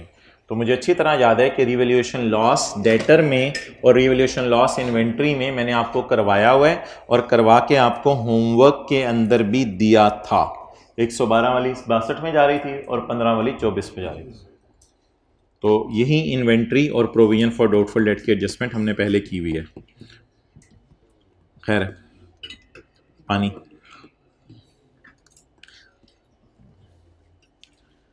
अच्छा, अब इसकी एंट्री इतनी आसान है कि आई होप कि 90% बच्चे इसकी एंट्री बता देंगे। पॉइंट सी की,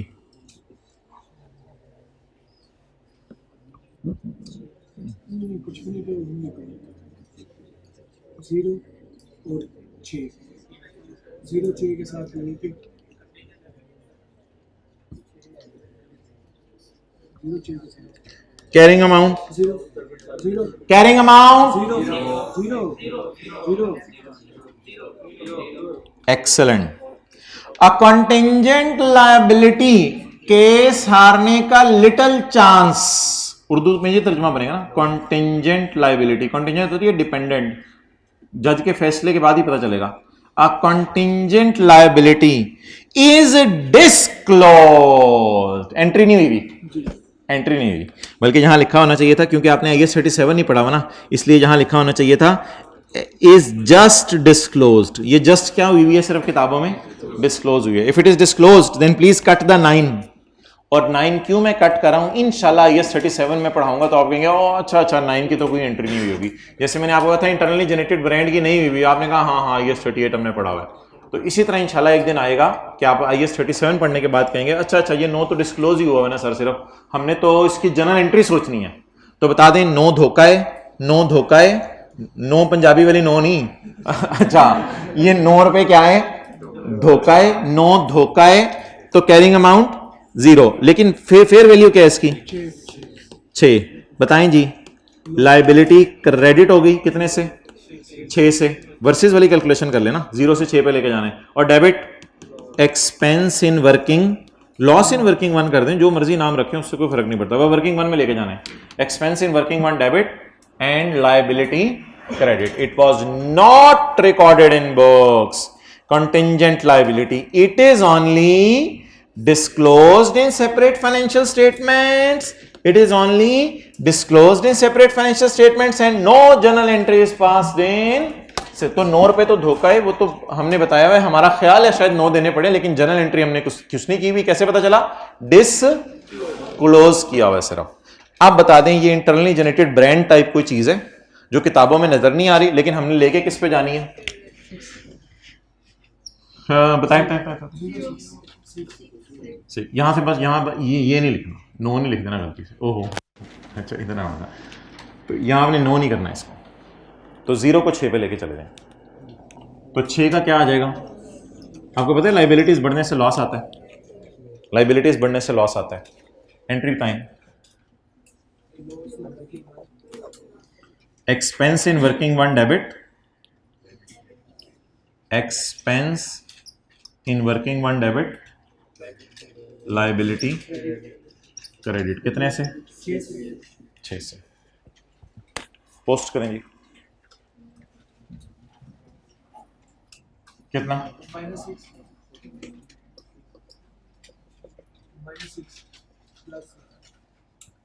expense in working 1 debit and liability credit.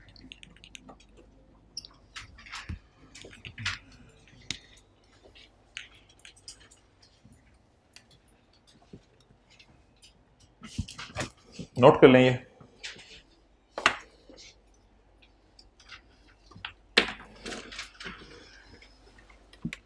और बड़ा बड़ा सा लिख लें,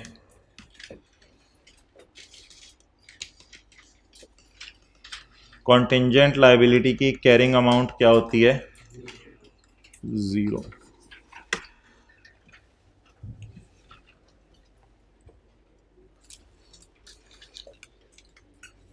यार पानी ला दो, ये जग ले जो।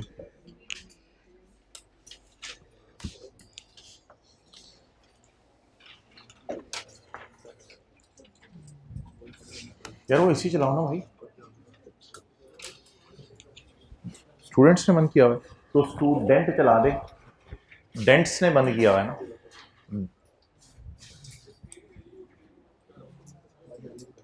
फेयर वैल्यू अगर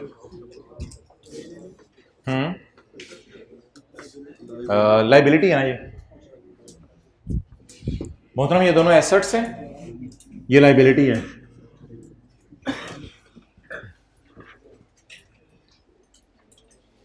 आपने फीस देनी थी 10 रुपए, कॉलेज वालों ने कहा 10 मिलियन दो। खुशी होगी कम होगा? लाइबिलिटी बढ़ने से तो कम होता है ना। अब फील हुआ जाके आपको अंदर से।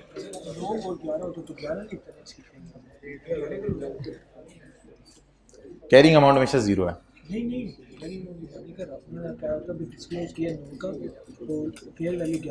हाँ तो 11 रुपए का लॉस आता। अच्छा भाईजान, मैंने तो काली पट्टी के नीचे वाली बातें बतानी थी, आपने तो मुझे चिट्टी वाली बातों के अंदर ही टाइम लगवा दिया है। मैंने तो काली पट्टी के नीचे वाली बातें बतानी थी। देख लें सारे पानी कैसे डलता है यार। तो एडजस्टमेंट काली पट्टियां, जज़ाकल्लाह भाई।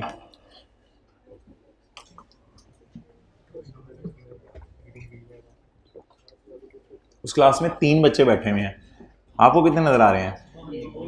5? पूरी क्लास उतनी नहीं गए, इसमें मसला है। पाँव देख के आए, सीधे हैं उल्टे हैं? वो बकर कैमरा करें जरा, वो क्लास दिखाएं, कैमरा उल्टा करें, हाइब्रिड क्लास दिखाएं। नहीं हो सकता, पूरा उल्टा नहीं हो सकता, ये उल्टी नहीं हो सकती ये। अच्छा चलो यार, अब पेपर में इन चीज़ों पे टाइम ना लगाना जितना टाइम आपने ज़ाया कर दिया है। बस इनको एक दफ़ा पढ़ लें और डायरेक्ट इनकी पोस्टिंग बता दें। इन्वेंट्री की बुक वैल्यू 10 है। सऊदी किंग ने कहा मेरे जाने के बाद तुमने 15 की बेच देनी है, तो ऐसा करो 5 का सरप्लस मुझे दे दो। तो 5 के सरप्लस की एंट्री बता दें क्या होगी? इन्वेंट्री डेबिट और सरप्लस, ये हमने बुक कर लिया सरप्लस। अच्छा, the value of plant was impaired by 3, हमने कंसोलिडेशन पर्पस के लिए प्लांट को इंपेयर कर लिया, सब्सिडरी ने इंपेयर नहीं किया हुआ था तो हमने इंपेयर कर लिया। Impairment loss in working one debit and PP. एक बार याद रखिएगा, जो चीजें वर्किंग वन में जाती है ना, एक वैसे हिंट दे रहा हूं, वो वर्किंग 5 में कभी नहीं जाती। वर्किंग 5 में एसआरई टाइप चीजें जाती हैं, वर्किंग 1 टाइप चीजें कभी नहीं जाती हैं वर्किंग 5 में। और a contingent liability which was recorded in books at ₹0 but has a fair value of 6, so expense debit in working one and liability credit। ये हमने इम्पेयरमेंट लॉस किस दिन रिकॉर्ड किया है? नहीं, मुझे डेट बताओ ना। 1 अप्रैल। ये हमने इम्पेयरमेंट लॉस किस दिन रिकॉर्ड किया कंसोलिडेशन पर्पस के लिए? 1 अप्रैल को। 2 अप्रैल कौन बोल रहा है? काली पट्टी के नीचे इसने चाती मारी है यार, ये चाहता है पूरा, तो क्या कर रहे हैं यार? 2 अप्रैल कहां से हो गया? काली पट्टी के नीचे से देख रहा है, यानी काली पट्टी के नीचे से देख रहा है। खुदा का खौफ कर यार, कहां से 2 अप्रैल नजर आया? कहीं 2 अप्रैल नजर आ रहे व्हाइट बोर्ड पे? हद होगी यार। अच्छा बस कर जाएगा ना, हर वक्त फैसलाबाद बनाया होता है।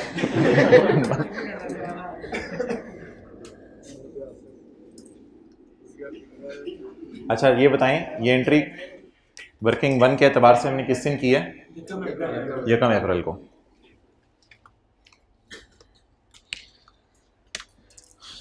सब्सिडरी ने अपनी सेपरेट फाइनेंशियल स्टेटमेंट्स में अगले दिन, हम तो 1 अप्रैल को ये एंट्री कर चुके हैं, सब्सिडरी ने अपनी सेपरेट फाइनेंशियल स्टेटमेंट्स में अगले दिन ये एंट्री कर ली।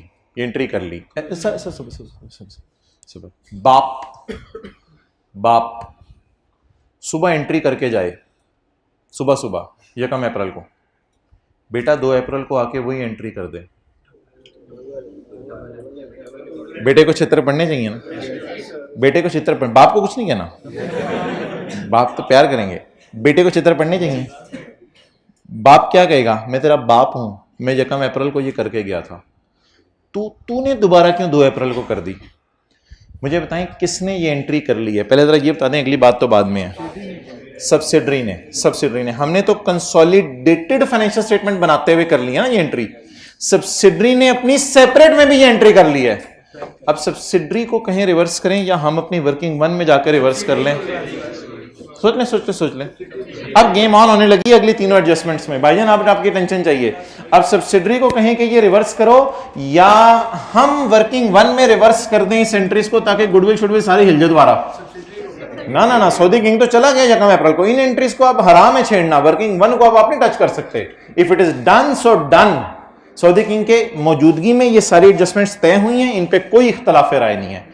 हाँ, सब्सिडरी को खुद ख्याल आ गया कि मैं इस प्लांट को क्या कर लूं, अल्लाह का शुक्र है इसने रिमेनिंग लाइफ सवाल में नहीं दी हुई, रिमेनिंग लाइफ देनी बनती भी नहीं थी, कि हमने भी इंपेयर कर लिया, उसने भी इंपेयर कर लिया।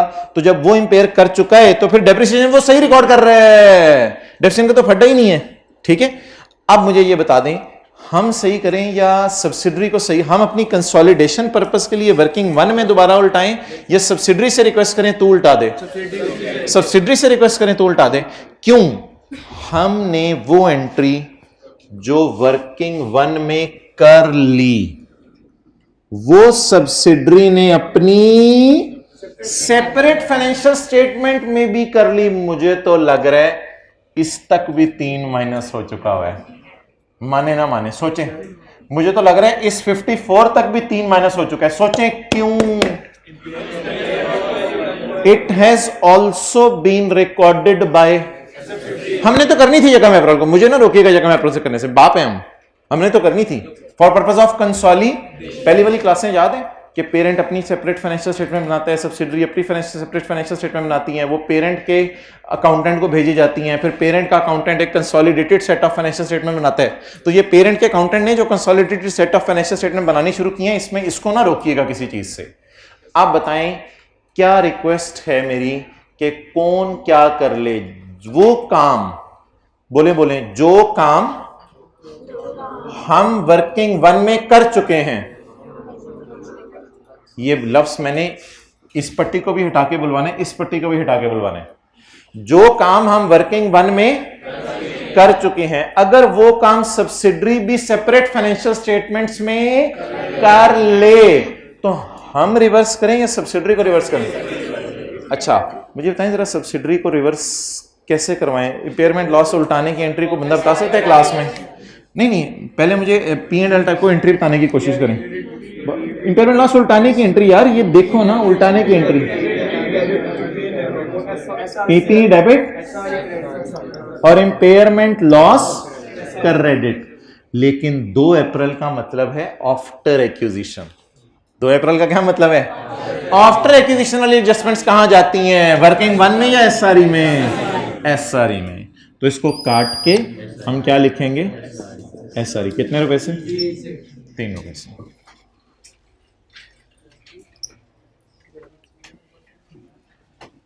रिवर्सल ऑफ इंपेयरमेंट लॉस, इससे खुशी होगी। सर खुशी कौन सी बुक कर रहे हो भाई? खुशी कोई नहीं, उसने गम बुक किया है, उससे मैं उल्टा रहा हूं। अच्छा, इस तरह की एडजस्टमेंट ना आई कैप में 3 दफा आई हुई है। इस तरह की एडजस्टमेंट, जो काम हम कर चुके हैं वो सब्सिडरी ने भी कर लिया, तो सब्सिडरी को हम कह दिया करेंगे उल्टा दो। इस तरह की एडजस्टमेंट 3 दफा आई हुई है, लेकिन 3 डिफरेंट अटेम्प्ट्स में आई हुई है। तो मैंने उन तीनों को यहां इसलिए इकट्ठा किया है ताकि एक ही रिदम में ये सारा कॉन्सेप्ट हमें पक्का हो जाए।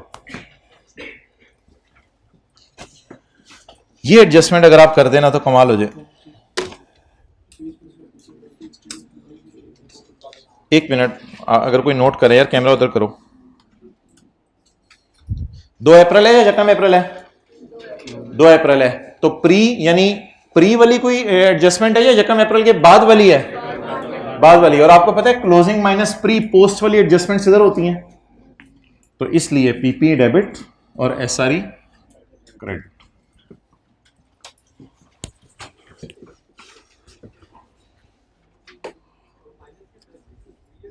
ना हाँ हाँ हाँ, बेहतर बेहतर है। चलिए नोट करें, रिदम रहेगा ना।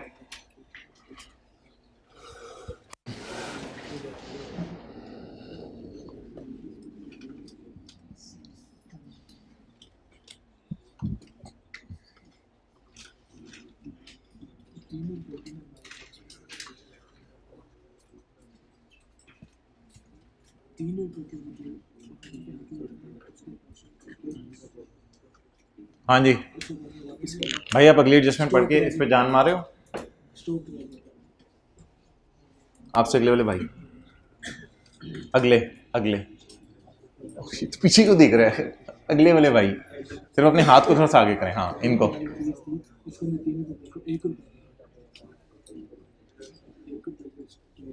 वो खुदा के लिए, ये पेरेंट टू सब्सिडरी या सब्सिडरी टू पेरेंट वाली कोई चीज नहीं है, ना P2S वाली चीज है ना S2P वाली चीज है। अनसोल्ड के चक्कर में ना पड़िएगा। मुझे तो लग रहा है यहां सोल्ड को देखना पड़ेगा, अनसोल्ड को नहीं देखना पड़ेगा।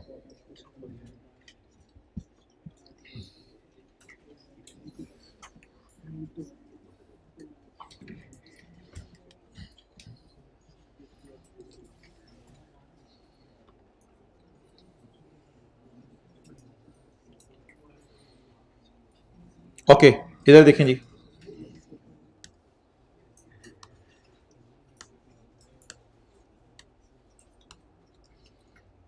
ये 5 आइटम्स हैं, ऐसी मिसाल दे रहा हूं।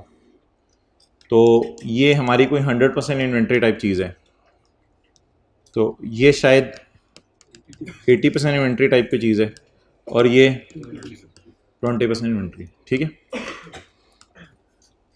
मैं इसके ना 2 स्टेटस आपको बना के देने लगा हूँ, दोनों व्हाट्सएप पे लगाने हैं। यकम अप्रैल 2017 का, 31 दिसंबर 2017 का। सऊदी किंग आया, सऊदी किंग ने कहा भाईजान ये चीज़ें 10 रुपए की मैंने ख़रीद के रखी हुई हैं, और अगर आज मैं बेच दूँ ना तो मैं 15 तो आराम से कमा सकता हूँ। यकम अप्रैल को कह रहा है वो, आज मैं बेच दूँ ना तो 15 तो आराम से कमा सकता हूँ। यानी हर चीज़ पे फ़र्ज़ कर लें 1-1 रुपया। कुछ समझ आ रही है बात? 10 रुपए की चीज़ 15 रुपए की बेच दूँ तो हर चीज़ पे 1-1 रुपया कमा लूँ।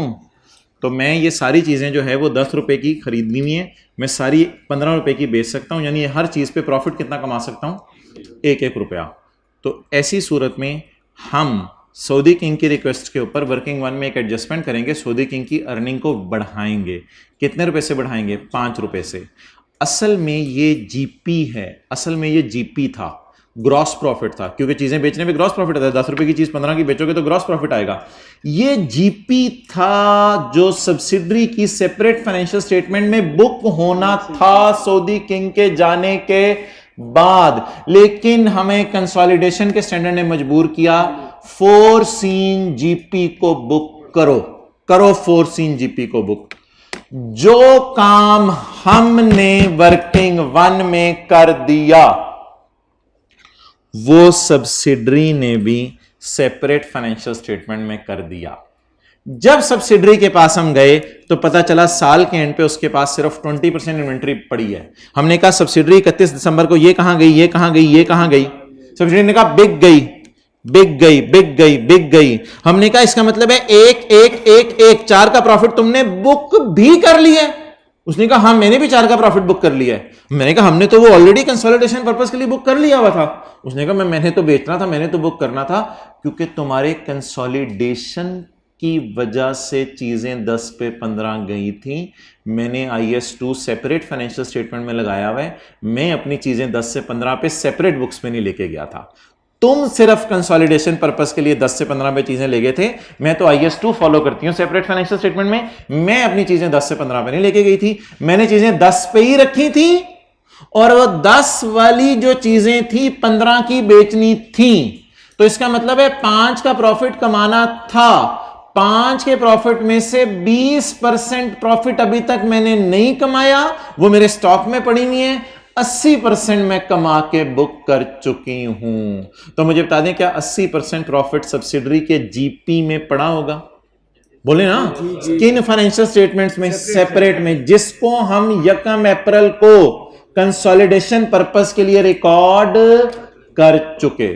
तो वही उर्दू का फिक्रा बोल देते हैं, जो काम पेरेंट 1 अप्रैल को कर चुका है, अगर सब्सिडरी 1 अप्रैल के बाद कर ले तो पेरेंट को कहीं कंसोलिडेशन पर्पस वाली रिवर्सल डाले या सब्सिडरी को कहीं रिवर्सल डाले? मुझे बताएं प्रॉफिट उलट कैसे सकता है? प्रॉफिट डेबिट और दूसरा इफेक्ट किस पे जाना है? इन्वेंट्री चल रही है ना, प्रॉफिट डेबिट और स्टॉक क्रेडिट। 100% ये एंट्री उलट जाएगी। असल में जो उसने ग्रॉस प्रॉफिट रिकॉर्ड किया होगा उसे हम कम कर देंगे, ग्रॉस प्रॉफिट डेबिट और बोले इन्वेंट्री। बट जरा सोच के थोड़ा सा बताएं कि अनसोल्ड देखें या सोल्ड देखें, उसने प्रॉफिट किस पे बुक किया होगा? जो बेचा होगा या जो अभी तक बिका नहीं? जो बेचा होगा। पड़ा कितना था? 10 मिलियन। बिक कितने का सकता था? 15 मिलियन। प्रॉफिट कितना आ सकता था? 5 मिलियन। 5 मिलियन का कितना प्रॉफिट बुक कर लिया और कितना फिर कभी करेगी? 5 मिलियन का 80% 4 इसने बुक कर लिए, बाकी अगले साल बुक करेगी और हम वो अगले साल रिवर्स करेंगे। बाकी वो अगले साल बुक करेगी और हम अगले साल रिवर्स करेंगे। इस एडजस्टमेंट में सोल्ड का प्रॉफिट उल्टाया जाता है, अनसोल्ड का प्रॉफिट नहीं उल्टाया जाता, क्योंकि अभी बिका नहीं था फिर भी हमने प्रॉफिट बुक कर लिया था। अब पूछो सवाल। यहां से समझ नहीं आया तो कोई नहीं, इंशाल्लाह 5 मिनट और लगा लेते हैं, दोबारा समझ लें। मुझे ये बताएं 1 मिनट बस, यहां युवा को छोड़ें।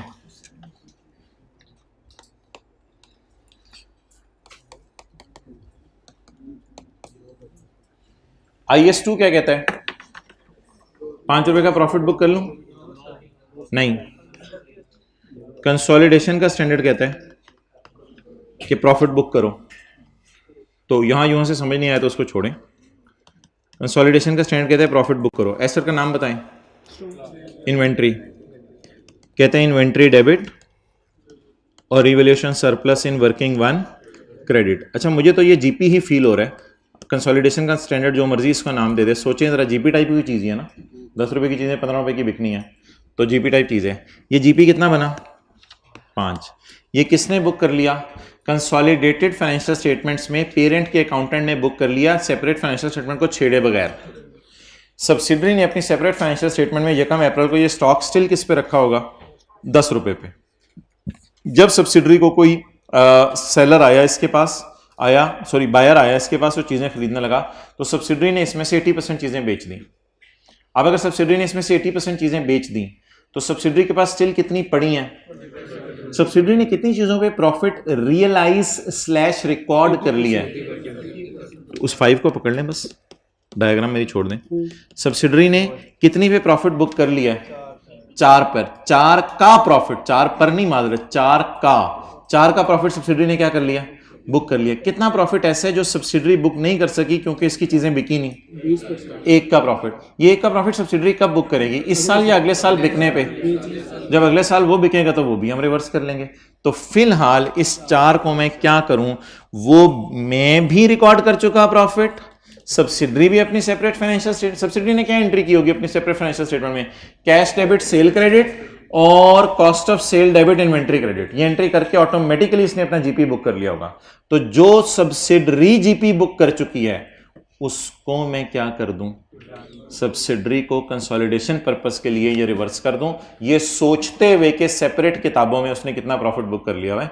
80%। तो इस 4 रुपए की उल्टाने की एंट्री जरा बता दें।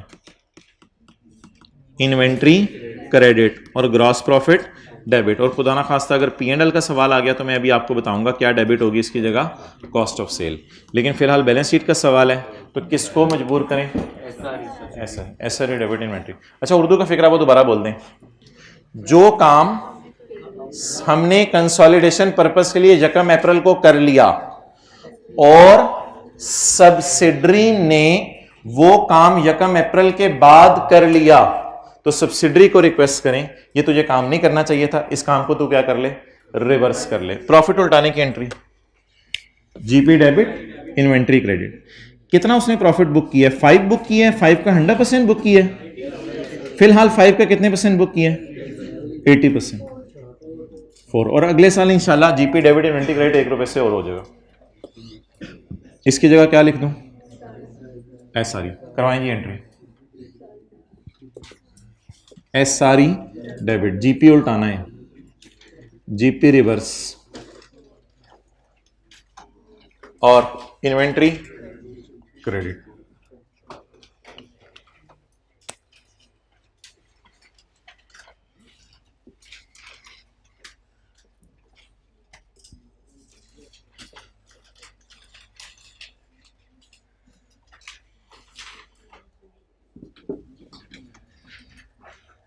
ये दोनों एसी किसने बंद कर दिए हैं? यार दोनों बंद कर दिए हैं तूने, चला दे यार। अच्छा, ऐसे करके रिमोट किया था बंद। चलें भाईजान, आखिरी एंट्री खुदा के लिए खुद कर दें। हाँ,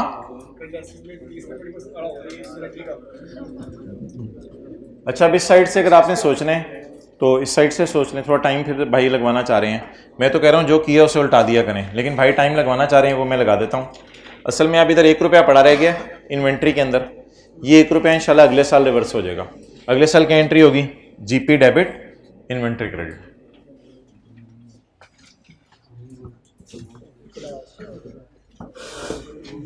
जी मोहतरम,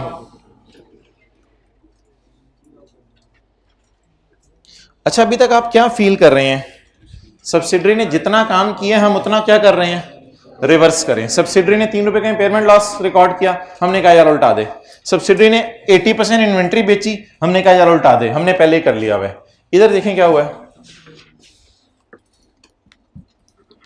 सब्सिक्वेंट टू एक्विजिशन, यकम अप्रैल टाइप कोई चीज है या यकम अप्रैल के बाद वाली कोई चीज है? यकम अप्रैल के बाद वाली चीज है। तो ये सारी जो काली पट्टी की चीजें नीचे छुपी हुई थी ये यकम अप्रैल के बाद वाली थी। Subsequent to acquisition the liability has also, लिखना चाहिए था यार आई कैप को, the liability has also been recorded by SL in its book at 4 million. मेरे ख्याल से ना अब शायद IAS 37 जब मैं आपको पढ़ाऊंगा तो अब शायद सब्सिडरी कह रही है कि केस हारने का चांस लो नहीं है बल्कि केस हारने का चांस शायद हाई हो गया है। तो मैं भी सोच रहा हूं अपनी किताबों में से बुक कर लूं। जिस लायबिलिटी को अब्बू 6 पे बुक कर चुके हैं, अगर बेटा 4 पे बुक कर ले, खुदा के लिए अब्बू को कुछ ना कहिएगा, वो एक्विजिशन डेट वाली है। सिर्फ किसको उल्टाने को कह दें? जितना बेटे ने किया है। पिछले सवाल में 80% बेटे ने किया था, पिछले सवाल में 80% किया था ना बेटे ने। 20% inventory still in stock means 80% is sold by S and GP booked in separate financial statements. ऐसे ही था ना, लिख लें। Means 80% is sold by S and GP booked in separate financial statements.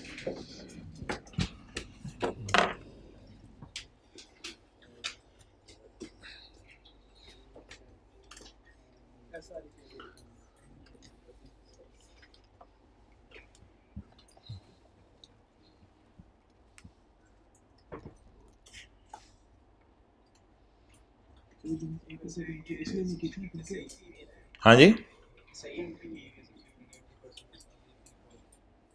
हाँ, अपनी सेपरेट फाइनेंशियल स्टेटमेंट के एतबार से उसने सही एंट्री की है, वो कोई मसला नहीं। लेकिन हम कंसोलिडेशन पर्पस के लिए बाप को पहले ही एंट्री करके चला गया था।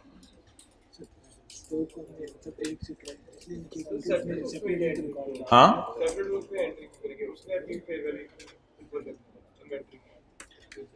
भाई का सवाल है, वो सब्सिडरी पागल है अपनी सेपरेट फाइनेंशियल स्टेटमेंट्स में फेयर वैल्यू के ऊपर चीज़ों को लेके जाए। बिल्कुल इनका सही सवाल है, सब्सिडरी पागल नहीं है, अपनी सेपरेट बुक्स के अंदर फेयर वैल्यू पे लेके जाए। सब्सिडरी चीख चीख के पुकारी है 20% स्टॉक मेरा पड़ा है, इसका मतलब है 80% स्टॉक जो सब्सिडरी ने है वो बेचकर जीपी एक्चुअल रियलाइज करा लिया, और IS2 नहीं IFRS 15 इसकी इजाजत देता है कि चीज बिक गई है तो प्रॉफिट बुक कर लो। ये अनरियलाइज टाइप चीज नहीं है। सब्सिडरी ने सेपरेट फाइनेंशियल स्टेटमेंट में जो बुक की है 80%, it is all realised as per IFRS 15। इसमें अनरियलाइज प्रॉफिट कुछ नहीं है। 20% उसके स्टॉक में पड़ी हुई है ना, तो 80% चीजें कहां गई होंगी? 20% ऑफ इन्वेंट्री सोल्ड, तो इन्वेंट्रीज इन स्टॉक, तो बाकी 80% चीजें सब्सिडरी की जो पड़ी हुई थी यकम अप्रैल से 31 दिसंबर, वो कहां गई होंगी? सेल कर दी हैं। तो सेल करके कैश डेबिट सेल क्रेडिट, और cost of sale debit inventory credit, और सेल और कॉस्ट ऑफ सेल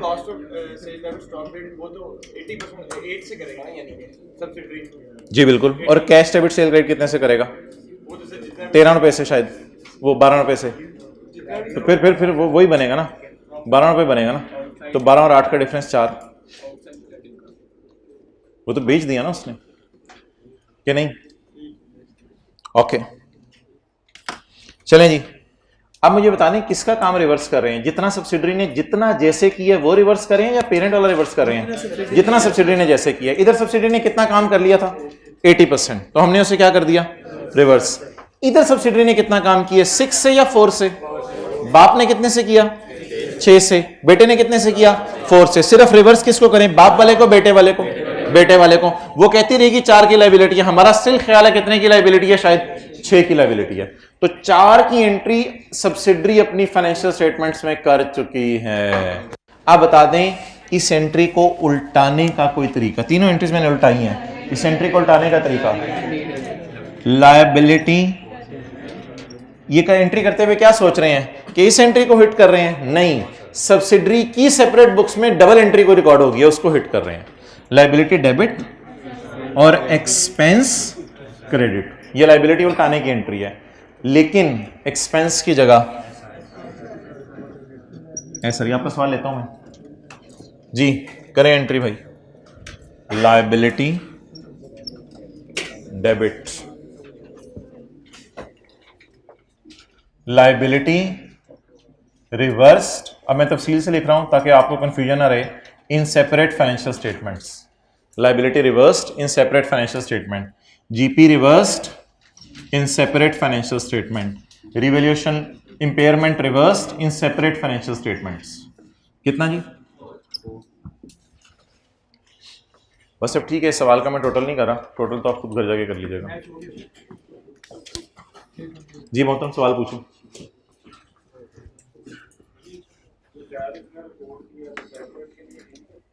हाँ, उसमें तो कोई मसला नहीं, लेकिन मैं इस वजह से एतराज है कि हमने कंसोलिडेशन पर्पस के लिए कर लिया था ना 5 रुपए का।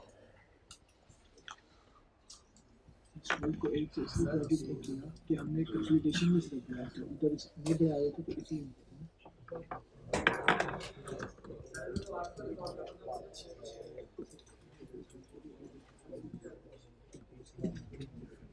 नहीं, जितना वो करे उतना कर दो, इस पे एक अलग बहस है, मैं करूंगा। अगर ये अमाउंट ज़्यादा हो तो फिर कर लेंगे बात इसमें।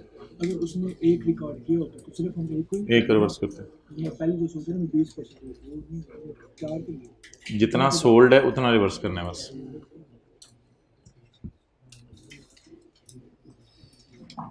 अच्छा जी, अब जिस वक्त आखिर में क्लासेस चल रही होती हैं, बल्कि क्लासें ख़त्म हो गई होती हैं, तो ऑनलाइन वाले हजरात और फिज़िकल वाले हजरात इधर उधर से टीचर का फ़ोन नंबर ढूंढ के कहते हैं ये ज़रा रिवाइज़ करा दें, क्योंकि ये एडजस्टमेंट। तो इसलिए मेरा तो ये मशवरा है कि रिकॉर्डिंग ऑन कर लें, तो मैं ये तीनों बातें आपको एक दफ़ा रिवाइज़ करा देता हूँ ताकि आप ये मेरे से बार बार ना पूछें। और तीनों में कॉन्सेप्ट सेम है। इस सवाल का हम नाम रखते होते हैं जो काम, यानी जो काम किसने कर लिया हुआ है, पेरेंट ने। अगर सब्सिडरी जितना कर ले उतना सब्सिडरी को रिवर्स करवा देंगे। इस सवाल का नाम हम रखेंगे जो काम। जो काम पेरेंट ने कर लिया हुआ है, सब्सिडरी दोबारा कर ले तो सब्सिडरी को रिक्वेस्ट करेंगे तुम क्या कर लो, रिवर्स कर लो। चलें जी, पहले मैं एंट्रीज की पहली स्लाइड समझाता हूँ, फिर मैं दूसरी साइड समझाता हूँ। आप ज़रा अपने पिछला जो नॉलेज है आपका वो वॉश करके फ्रेश माइंड के साथ सुनना है।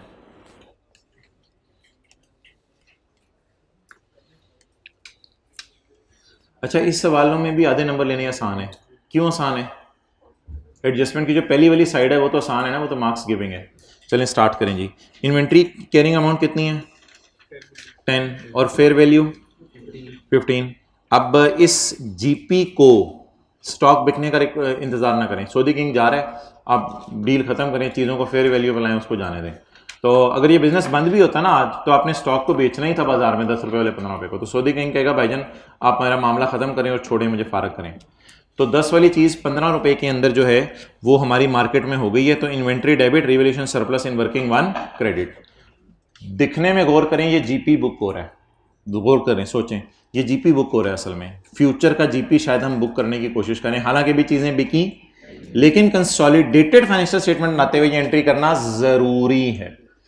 अगली entry impairment loss in working on debit and PP credit.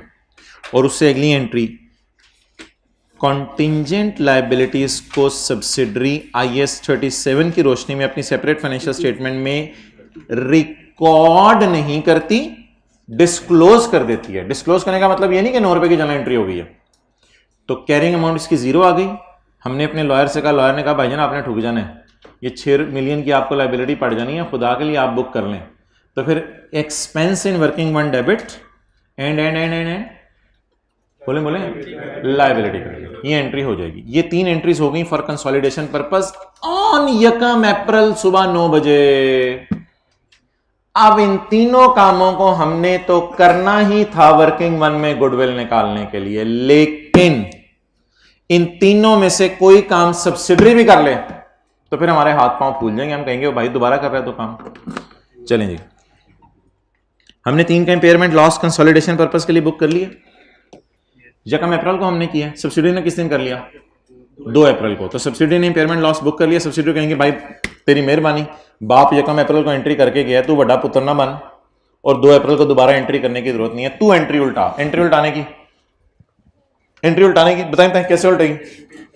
Impairment loss credit PP debit, लेकिन 2 अप्रैल की वजह से लफ्ज क्या लिख रहा हूं? SRU। 1 अप्रैल की वजह से वर्किंग 1। नेक्स्ट, ये वाली एडजस्टमेंट समझें, ये जो आप बार बार समझना चाह रहे हैं। 20% स्टॉक अभी तक किसके पास पड़ा हुआ है? सब्सिडरी के पास। इसका मतलब है 80% उसने बेच दिया है। अच्छा, वैसे प्रॉफिट कितना है? 5 रुपए। 5 रुपए उसने सारा बुक कर लिया है या 5 रुपए का 80%? तो जो उसने 5 रुपए का 80% बुक कर लिया, हम उसे कहेंगे यार खुदा के लिए 5 रुपए का तूने 80% अपनी सेपरेट में बुक किया है, वो तेरी मर्जी। कंसोलिडेटेड फाइनेंशियल स्टेटमेंट में ऑलरेडी इस 5 रुपए का 80% बुक कर चुका हूं और इस 5 रुपए का 20 भी बुक कर चुका हूं, लेकिन तूने सेपरेट में कितना बुक किया? 80। तो जितना तूने बुक किया तू जरा भी रिवर्स कर ले, बाकी अगले साल सब्सिडरी को रिवर्स करवा दीजिएगा।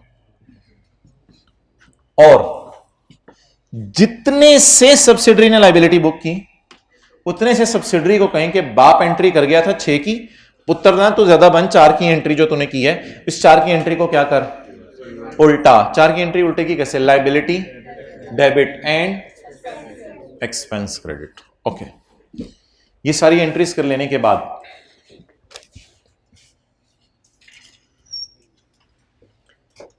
खुदा ना खास्ता ये एडजस्टमेंट P&L के सवाल में आ जाए तो SRE टाइप चीज है ये, तो फिर एस प्रॉफिट को छेड़े बगैर तो नहीं रहेगी, ऐसा ही है ना, SRE टाइप चीज है तो एस प्रॉफिट को छेड़े बगैर तो नहीं रहेगी फिर ये। तो अब जब एस प्रॉफिट की मैं बात करूं और consolidated statement of comprehensive income के मुंह की बात करूं, तो अब आपने मेरी बातें जो है वो गौर से सुननी है और आपने ही मुझे ये पोस्टिंग करवानी है। वर्किंग 5 करने लगा हूं तो इसको ना सोचिएगा, इधर से शुरू करें। जीपी की जगह मेरे तो ख्याल से कॉस्ट ऑफ सेल को कर लिया करें, ठीक है, देखते रहिएगा। खर्चे बढ़ाने से प्रॉफिट जीपी 4 से कम हो जाएगा। अच्छा, ये किसका प्रॉफिट है,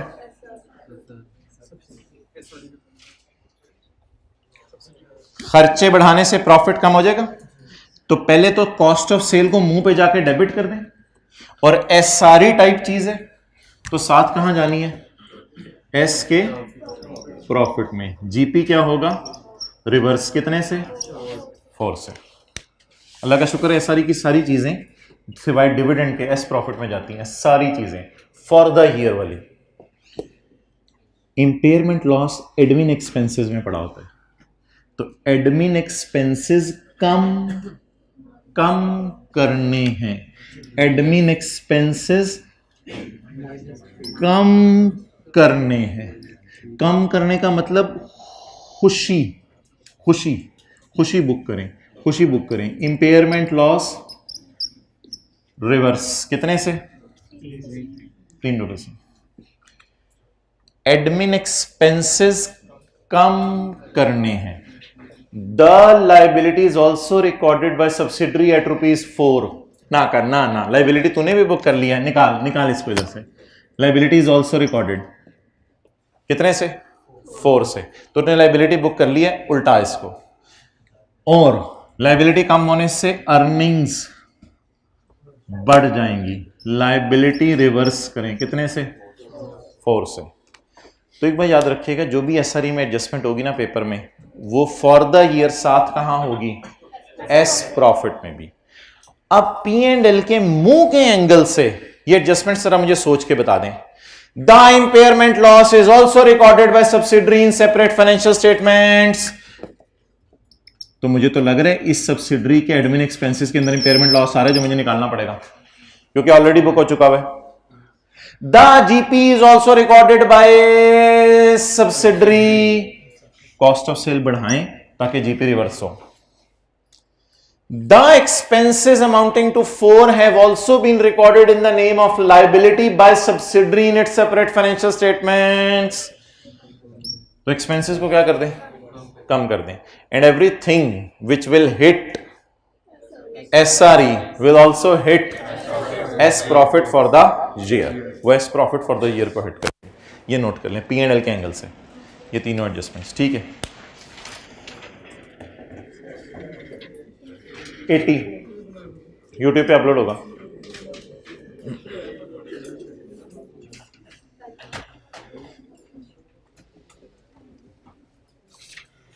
अच्छा, एक मजे की आपको बात बताऊं, ये पिछली क्लास के अंदर, पिछली से नहीं 2-3 क्लासों पहले, sale of stock by S to P और P to S P&L के फेस के ऊपर पोस्ट करने में आपको मसला आ रहा था पहले दिन। सेल में से माइनस कर दें, कॉस्ट ऑफ सेल में से माइनस कर दें, फिर cost of sale debit stock credit कर दें, और अब वो चीज़ रनिंग में आ गई है। तो ये इंशाल्लाह अगली क्लास में आके बताइएगा, रिवाइज कर लेंगे, रनिंग में आ जाएगी, कोई ऐसी परेशानी वाली बात नहीं, ठीक है। ओवर। अब पिछली क्लास में आपको होमवर्क दिया था क्वेश्चन नंबर 3, एसोसिएट का क्वेश्चन 1 कर लिया था, क्वेश्चन 2 कर लिया था, और क्वेश्चन 3 होमवर्क में दिया था, वो जरा कर लीजिएगा। आपने बाकी को पास पेपर के क्वेश्चन करने हैं तो ये क्वेश्चन 4 भी आप कर सकते हैं और क्वेश्चन नंबर 2 है वो वाला भी आप कर सकते हैं। अगर टाइम मिले तो क्वेश्चन 2 और 4 पास पेपर का कर लीजिएगा, कोई मसला नहीं।